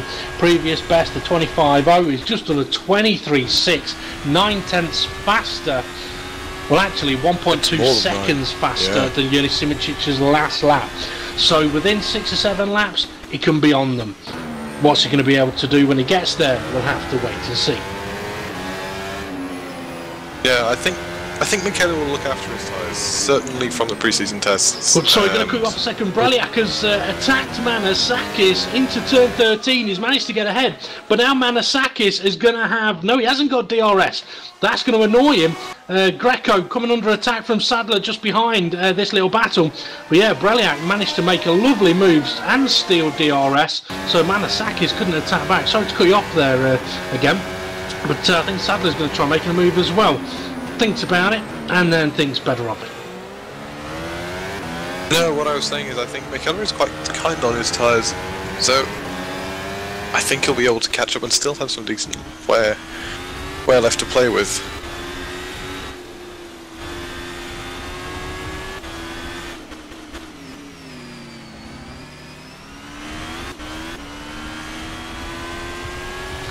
Now, we have talked a little bit about ACR and whether they're going to fight each other much.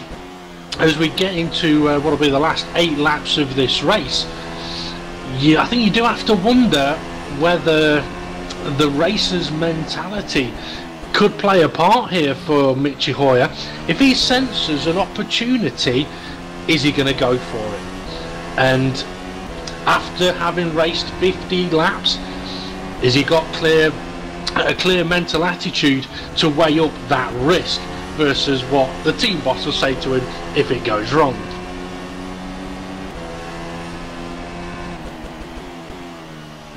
And interestingly, last lap around, Michele D'Alessandro only 7/10 of a second quicker than Yerny Simicic. Petr Breliak actually posting the fastest lap of the race with a 1 at 23.2, and Bianca Lila is catching up to Sander Callas. Bianca Lila putting on the ultra soft tyre for the last stint of the race here, and he's really trying to attack Sander Callas. We have had a multitude of strategies, and this is one of the things that I must admit I do look forward to this season, is that with the full tank of fuel, tyre strategies are wide open. Bianca Lila is going to try and make a move around the outside towards turn 11. This could get messy. That is beautiful. Well, it takes two to tango, and Callas has just shown that he knows exactly how to be a good dance partner there, because that was fantastic driving from the both of them. And I'm just wondering if Bianca Lila is going to be able to catch up Felix van Delft. I doubt it, because Van Delft is on the ultra soft tyre as well. Just thinking, what is Mu Patel going to do? I think he's going for the 2-stop. I think he's turned a very bad race into a very good race. Well, I think if you remember rightly, about 40 minutes ago, I think he was somewhere down in 11th place, wasn't he? Even worse, I think, at some point. We were contemplating what was happening to the former champion, but this is one of the things we saw from him last year. Even if he didn't have the best of qualifying, or even if the conditions were difficult, Mohamed Patel would do a strategy that improved his starting position, unless he was on pole, and then he'd just go on to win the race. But his strategies were spot on last year. Yes, and in the first race of this year, it seems like they're also 1 point. But having said that, somebody on a set of ultra soft tyres is catching him up. That could get interesting. Felix will want that 4th place back, which he's worked all race for. You know what? I don't want to say anything. I can't say anything. Just do what you're doing, Felix. I'll say nothing, because otherwise we'll get blamed for any incident that occurs. Let's see. Meanwhile, Michaela is 2 seconds off Hoyer? Sorry, that was 2 seconds off Hoyer. Yeah, I think Hoyer had half a second slower lap, while Michele had nearly his personal best lap. I think Michele may have just took it semi-easy for a couple of laps and then pushed again. And if he does that sort of 1 or 2 more times, he's going to be all over the back of Michi Hoyer in absolutely no time. Admittedly, there's not many laps left to go for these drivers here today. I mean, Yerny Simicic is kind of sitting pretty at the moment, though, because he's got a rear gunner in Michi Hoyer who's dropping off the back of him a little bit before Michele D'Alessandro can come and attack him. And if I remember rightly, there may be a little bit of history between Hoyer and D'Alessandro from last season. I'm pretty sure they got close on a few occasions.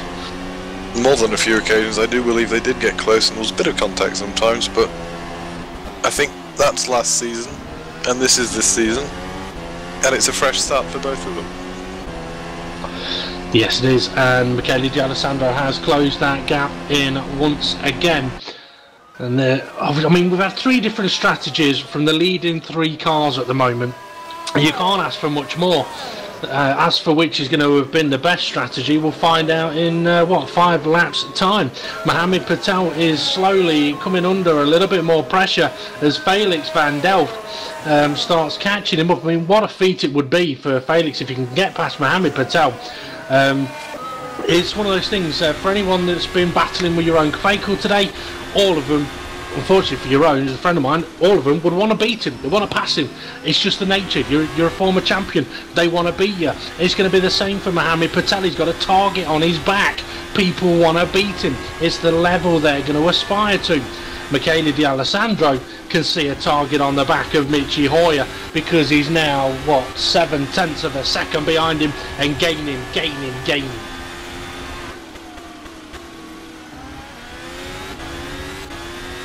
Michi Hoyer's actually just made a little bit of a mistake. He's ran wide at turn 13, questioning whether the pressure is getting to him a little bit. What is getting to him is the colour of those tyres on Michele D'Alessandro's cars. They're getting closer and closer and closer, and I don't think Michele D'Alessandro is going to hang about at all. He's going to go for it first opportunity because he needs to, and there you go, around the outside into turn 1. Not a lot Michi Hoyer can do, losing the rear end a little bit. You know what? Through turn 1 as well. I think Michele can challenge for the lead.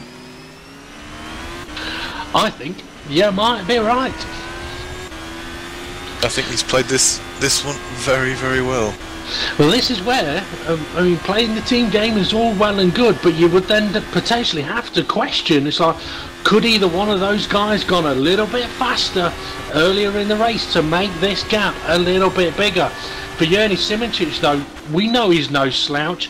Some of the races he had last season were absolutely phenomenal, and if he has been saving anything, he's been saving it for this part of the race now, because he's not going to give it up easy, that's for sure. He's going to want to take a victory in his aim of trying to fight for the title, well, not necessarily fight for the title, take the title in this 2018 season. Although I think he just ran a little bit wide because he kicked up a little bit of dust. So let's see. Oh, Felix van Delft, he's on the back of Mohamed Patel. And Bianca Leal is catching up as well, so Mohamed Patel's going to have to keep sharp here. If he loses the position, he's got to make sure he keeps on the boil, because otherwise he could lose 2 places. And for Felix van Delft, he can't afford to get caught in the paradox of just following the guy ahead. Make your move if you can, Felix.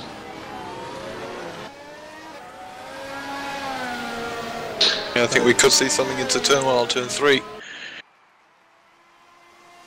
He's closing. He is closing.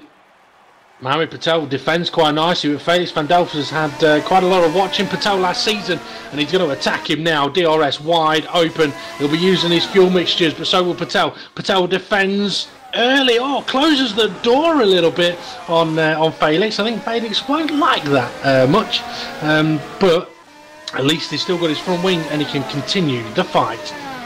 No, that was excellently well placed by Mo.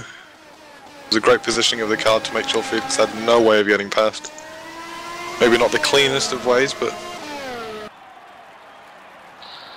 Oh, from the camera angle I had, it was difficult to tell, so I'll go with what you say there. Yerny Simoncic is coming under a little bit more pressure. He has managed to hold the gap quite nicely. Interestingly, Simoncic's last lap 24.5, had D'Alessandro 24.4. Let's see what they are this time around.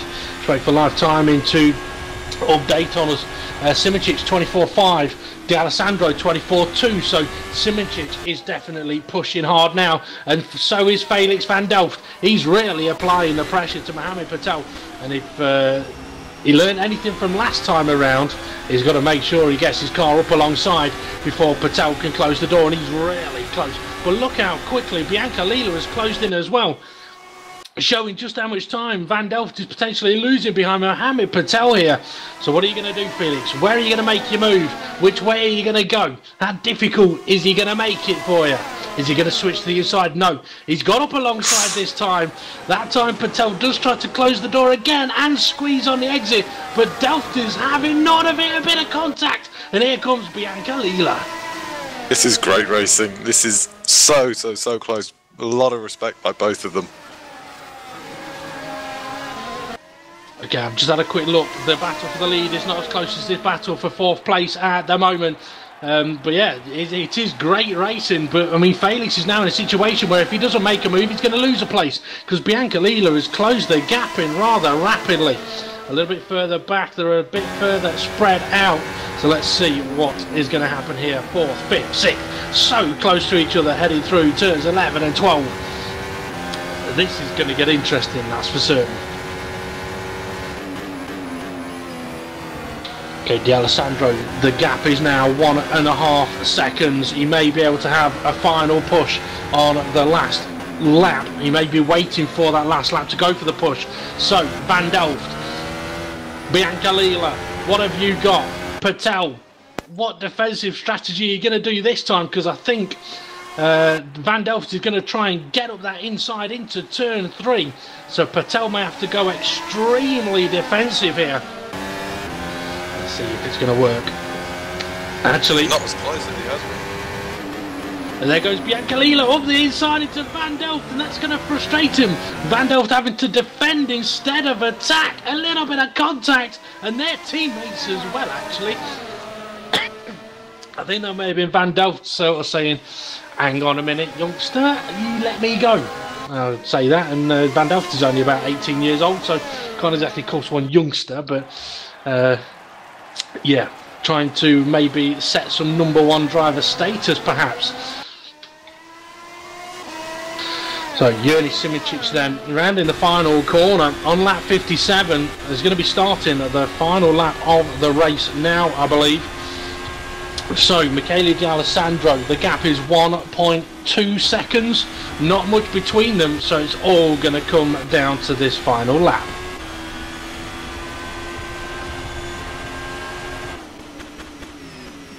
That is, unless I've been confused by the lap counter there, and there's actually one more lap after this, as we practically check. No, this is the final lap, I do believe. I'm sure Michele would love another lap, but he's not getting one.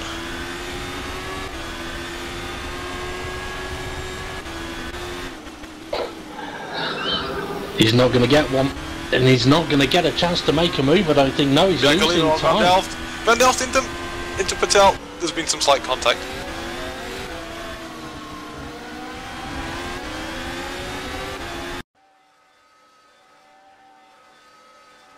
Well, there was some contact between all three of them, but I think that nothing came of it. Well, keep us updated on that. Jurli Simicic heading through turn 14. Now heading through turn... up the inside of Van Delft. There's a half spin there. There's a bit of contact.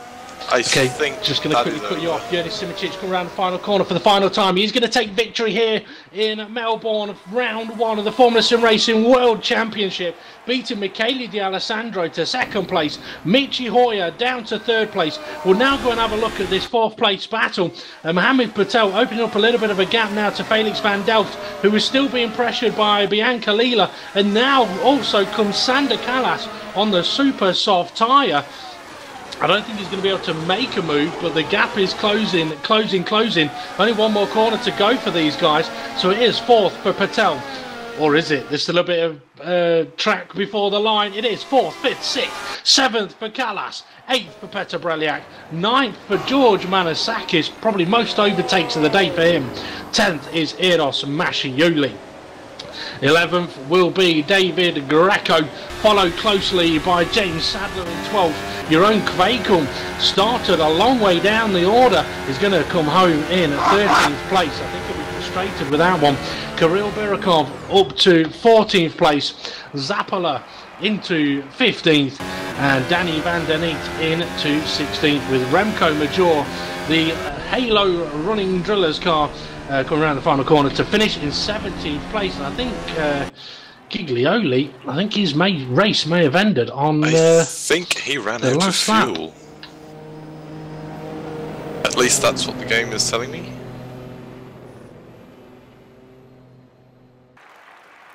Yeah, Sergi Eras, I think, was out as well due to an accident on lap 49. I think I missed that, unfortunately.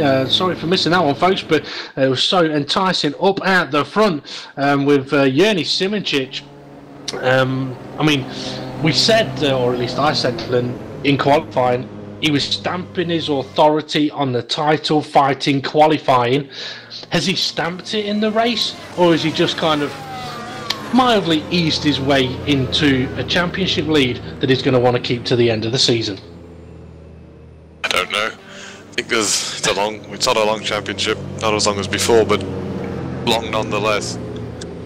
A lot can happen. That it can. I mean, Michele D'Alessandro may feel that with a little less traffic at the odd occasion throughout the race, he may have been able to get that extra 1.5 seconds, but I wouldn't be surprised if we were able to talk to Jurli Simicic whether he will feel that he was comfortable and he had enough to defend late on.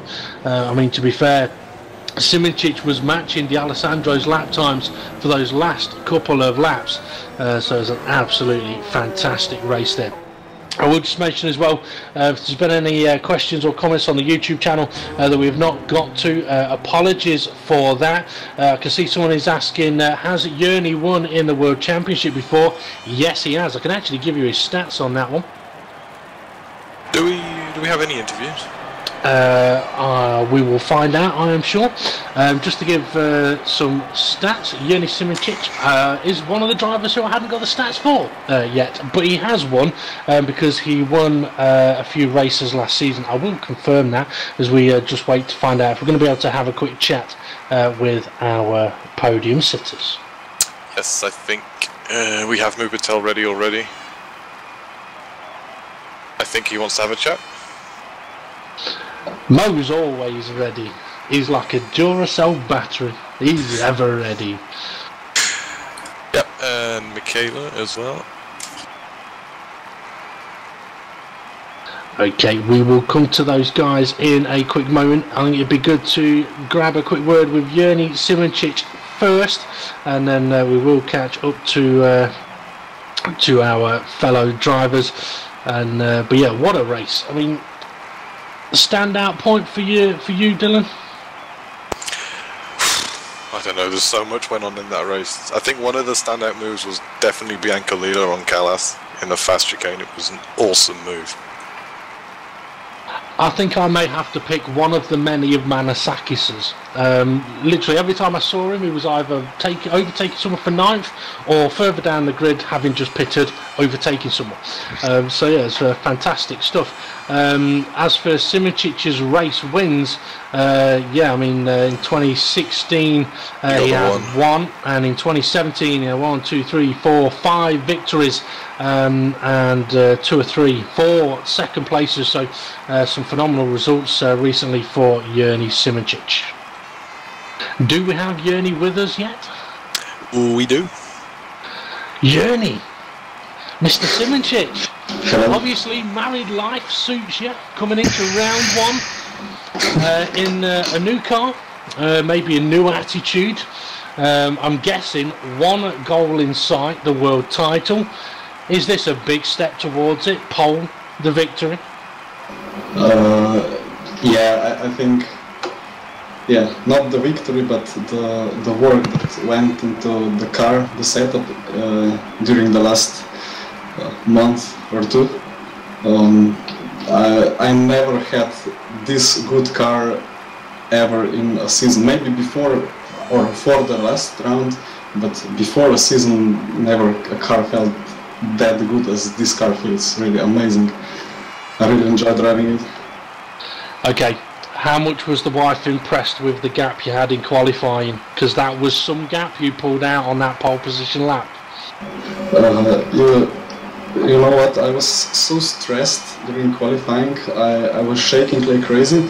And the first 2 runs I just binned it completely, and then, fortunately for my morale, I kept it together in the 3rd attempt.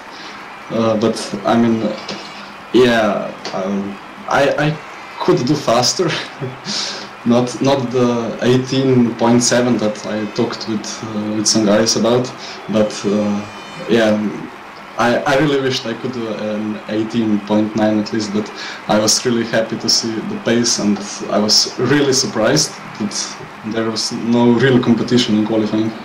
Well, I think a few people may have been having perhaps a few nerves like yourself, because there was a few drivers binned it on the final lap, final corner. I actually find it quite down to earth that you mentioned that you were shaking a bit, because it proves to people that even though you're experienced, you've had pole positions, you've fought for titles, the nerves are still a big part of being a racing driver. Yeah, it started on Friday already. Well, the nerves will ease after this race, I'm sure. I've only got one more question for you, then I'll hand over to Dylan and see if he's got any questions for you. And that is, did you change strategy for your final pit stop, or were you always going to go for the super soft tyre? I kept on more or less in the same strategy. I would normally I didn't want to go to soft, but yeah, I made my second to last stint a little longer because I was saving tires behind Michi, so yeah, I could push a little more for the last stint. Okay, good stuff. Fantastic victory. Dylan, any questions for round one race winner? Yeah, my question for you, Yoni, is considering the last 2 seasons you've finished P2 in the championship, how do you think that this race sets you up for the rest of the season? What do you think will happen? What are your goals other than world champion? I will win every race, and no. Well, I hope to fight for every race victory, of course. But yeah, I mean, my main goal, as I already said sometimes, is that I just try to enjoy it as much as possible, because I mean, unless I get like 2,000 euro salary from racing, then of course just fun won't be the priority, but at the moment it is yeah, minimizing the stress and the nerves and just maximizing all the fun, and yeah. Yeah, I have to agree with you on that. I think racing for the fun of it is definitely the way to go. Yep, definitely no point in driving angry. Just like there's no point in driving drunk, folks. Don't do that. You'll never win races doing that. Anyway, Yerny Simičić, fantastic result. It got interesting towards the end as Michele D'Alessandro started to close that gap in.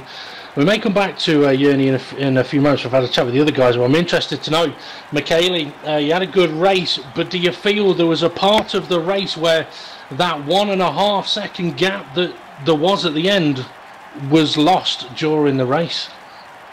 Yes, the first stint I felt really bad with the car. I had a lot of understeer. The car was completely different to my testing practice, and I was quite surprised by the car behavior. Sometimes I really risked to die in some corner because the behavior wasn't the same as what I had in the race, in the practice. Sorry. But at the end, considering the results, P2, 1.5 seconds behind the leader is not a bad result considering the past season I had with mistakes and throwing good results away. At the end, I can say I'm happy with the result. Good stuff. In that first stint, when you said you were struggling perhaps a little bit with the understeer on the car, was it a refreshing surprise or a frustration when you had that pesky Dutchman? A bit of a surprise to a few of us, right up your gearbox for that first stint. I didn't really. I mean, me and Felix and Twister and Musto are all in a part of the same team, and we know that ACR, this race was going to be fast, so we had to work together to not annoy each other.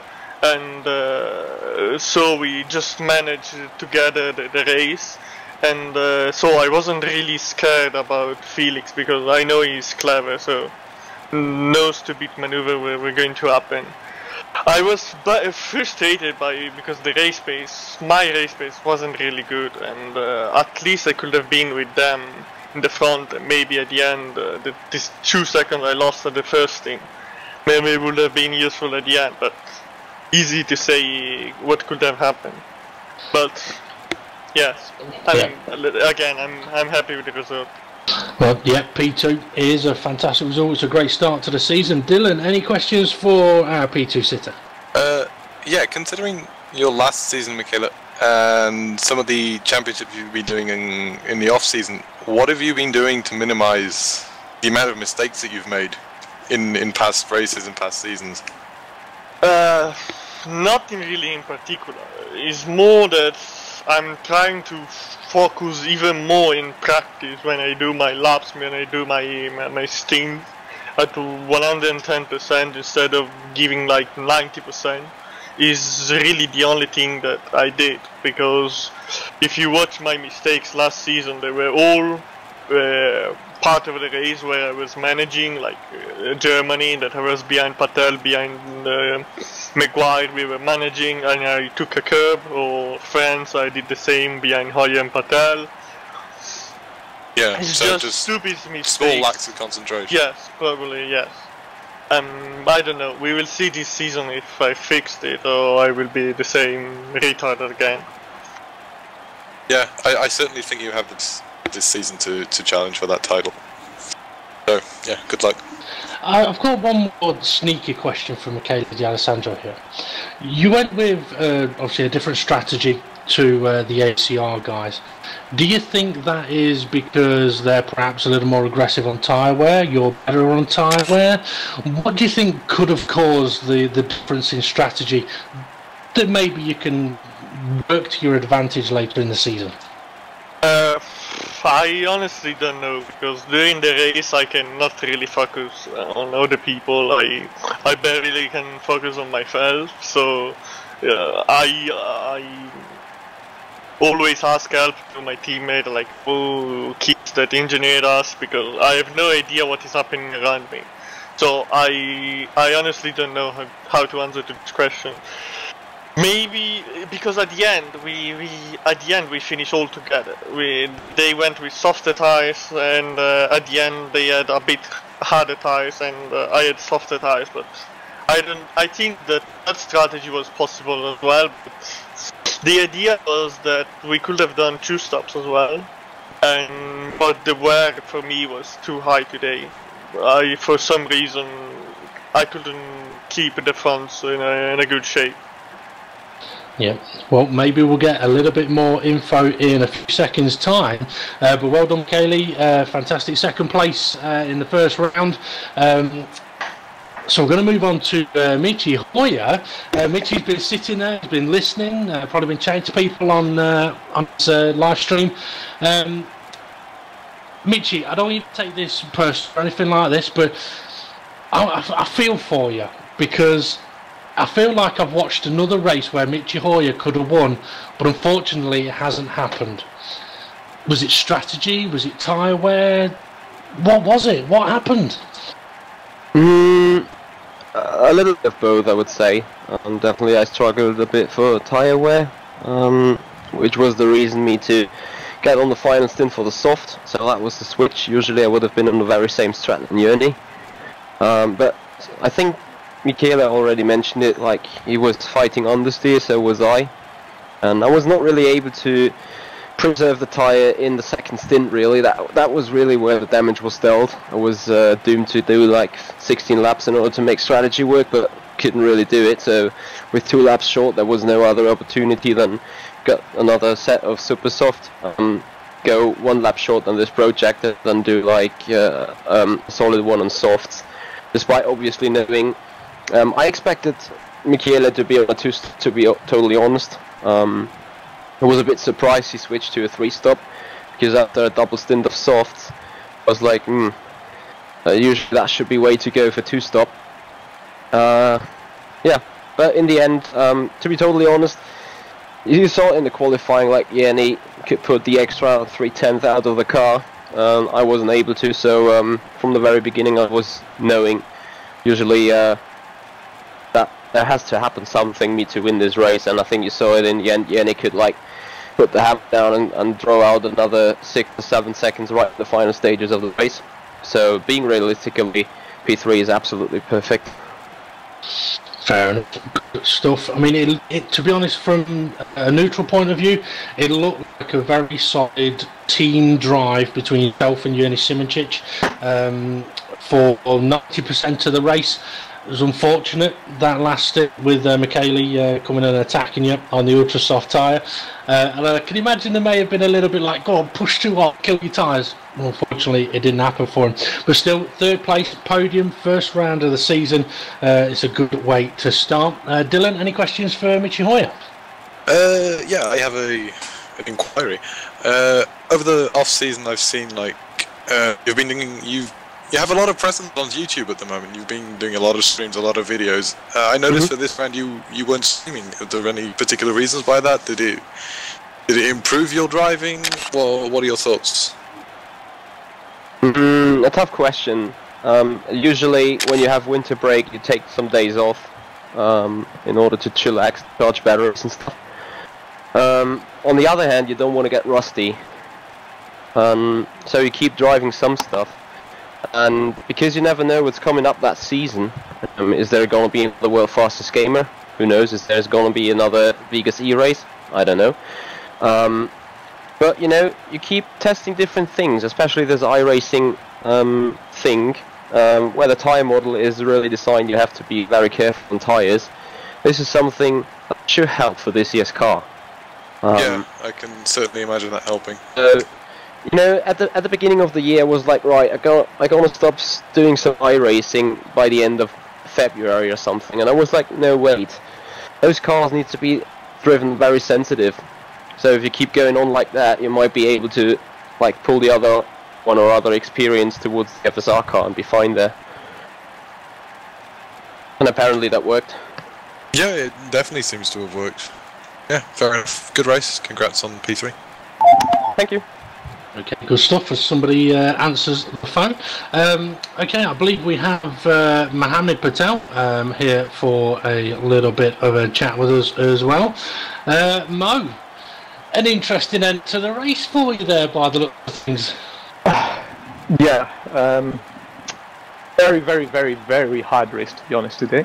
From lap 1, turn 1, I had damage, so I think I dropped down to 13th or something crazy like that, and then the first 2 laps I was driving with damage and was like wondering, what on earth am I doing? Do I need to do this race? Because at that moment in time I was looking at the drivers in front and I was trying to push and could barely stay in DRS of the train in front of me. But then I decided, because everyone was pitting relatively early, I wanted to go for a 2-stop. Especially because Danny told us, and Danny's help today was amazing, so he just told us that there was a massive train. So I tried to extend my first in as long as I possibly could. Got a bit fortunate with some accident that happened on the pit straight, avoided the debris there. And then the next 2 stints on the soft tyres, I just had to, slowly but surely, I was gathering some hope and some confidence with the car, with the damage, readapting to the car.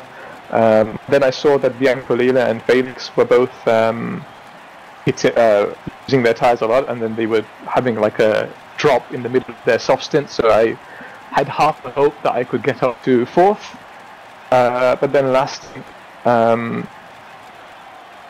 I had to push to maintain the gap, but then I had 24 laps on softs, and it was a mixture, like damned if you do, damned if you don't, and on top of that I had damage pretty much on every single part of my car today, so for me to then have the last 4 or 5 laps defending like mad, to be honest, and then going to mix 7 as much as I possibly could to keep Felix behind, it was really, really tough.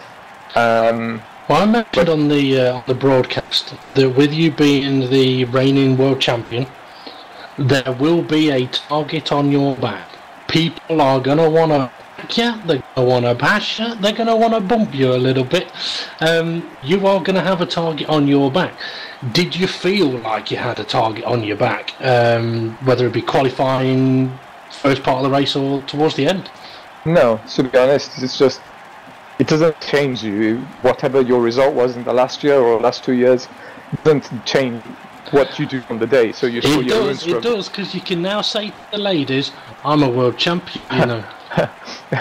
Yeah, sure. But yeah, so yeah, Petter and myself, we struggled today in qualifying. It's our fault that we were where we were, and so we need to fix that for the next race. Because to be honest, I think our race pace was really good, but what's the point of having a really good race pace if you qualify in 8th and 10th on the grid? You then ask to get involved in incidents. So if we ourselves up in qualifying, then we'll be able to fight ACR. And back to your question about Felix and the last laps, probably I knew that the longer I kept him behind on ultra subs, the more hope I would have at the end of the race with him having his own drop. And then Bianco Lila came and started to fight with him, so that helped me a bit. But then the lap that they had to fight in turn 3, turn 4, I then almost binned it in turn 9. So the moment I started looking at my mirrors and playing with mixture, and then I have to have like 20 degree bench damage. It was a really interesting race today, but to be honest, 4th was the maximum even without damage from where we qualified. So I'm pretty pleased with that. Good stuff. Dylan, any questions for Mo? Not really, actually. I didn't think of much. I think, yeah. And I asked Dylan a question during the commentary, which found difficult to answer. So I'm going to put the question to all of the four guys that we've got sitting in the podium room at the moment. There's an extra step for Mohamed Patel, by the way. It's got WC on the front for champion, not toilet. The question is, Australia, Melbourne, Albert Park. It's a great racetrack, but it's a difficult track to overtake on. But is it actually that it's a difficult track for F1 style cars to overtake on? And the reason I ask that is because there isn't a lot of overtaking going on at Melbourne. So for the viewers, what would you say to the viewers about on-track action from today's race? Deadly silence, so yeah, come on, answer that question. Yeah. I'm thinking that I have no straight answer about that. I have to watch broadcast because I had no clue what happened behind me. I was just happy that I was not involved in any kind of battling for this race. I mean, I love good battles, but for this race I was perfectly happy with staying P1 and nothing really hard happening. But yeah, I mean, at this point the racing is more about racers, not viewers. So of course we have to well, if we want more sponsors and stuff, then we need to have viewers, of course. But, to make any conclusions or to follow something from what I just said, I don't know. I would have to think, or I didn't really think about this. Yeah, it is a difficult question. Now, Mitchell, you've driven a few different cars, so your thoughts on, is it a perhaps F1 style, not friendly track, and will we see much different in Bahrain? That's difficult to judge. I think in Bahrain you cannot burn a lot more fuel, that's for sure, because Albert Park is literally, 2 corners and 7 chicanes or something, which a lot of stop and go, burns a lot of fuel. For Bahrain I'm expecting a lot less wings, a lot more like aggressiveness on the boost and on tires. So yeah, I mean, Bahrain is a completely different track, and the really problem about Melbourne is that you cannot really overtake because really the 30S is hurting too much. It's considered being a semi-road course or street circuit, like a bit more like Monaco and Singapore, not that close with the walls, but still from the way it's built, I think it's pretty much that. So yeah, kind of expected how the race went. Okay, good stuff. Michael, Mo, anything to add to that one? What did you ask? Whether Albert Park is difficult to overtake on for F1 style cars, and will Bahrain be much different? Well, to be honest, I had lots of overtakes today, because with mixtures and stuff like that, you play around with it a lot. We had lots of people on different strategies. So I guess, to be honest, like for the top guys, it's normal. The front three, they were in a relatively clean and alone race. They had nothing to worry about, all on similar strategies. I know Michele had 3-stop. But for us in the midfield, you come up against people that start on soft stop, super softs. Some guys are 3-stopping, some are 2. I don't think that. I think at least in the midfield we had a lot of battles. But, so probably at Bahrain it's the same. Somewhere in like P6, 7, 8, 9, 10, down to like the bottom end of the midfield, you'll have a nice train with fights and with mixtures and stuff like that. I'm sure we will have fun at Bahrain. Yep, definitely. Okay, you can join us for the next race in 2 weeks' time for round 2 of the Formula Sim Racing's Pro, Ace and World Championship divisions. It'll be on April the 8th from, as I said, the Bahrain International Circuit. Going to be an interesting one. Is Simoncic going to take another pole and a victory? Is D'Alessandro going to take the fight a little bit closer? Only needs another second and a half. And is Michi Hoyer gonna get that World Championship victory? There's only one way to find out, and that's to come and join us for round 2. Any final thoughts, Dylan, or are we going to say sayonara to all of our lovely viewers? I think Dylan's gone. So I think that will be all from us today. So thank you very much for tuning in. Make sure that you like, subscribe, check us out on Twitter as well. And if you do want to get involved in Formula Sim Racing, check the links in the description, and all the information is on the forums. This has been the Formula Sim Racing World Championship 2018, round 1 from Melbourne, where Yernis Simoncic starts the season off with a victory. Thanks for watching, and we'll see you all again soon.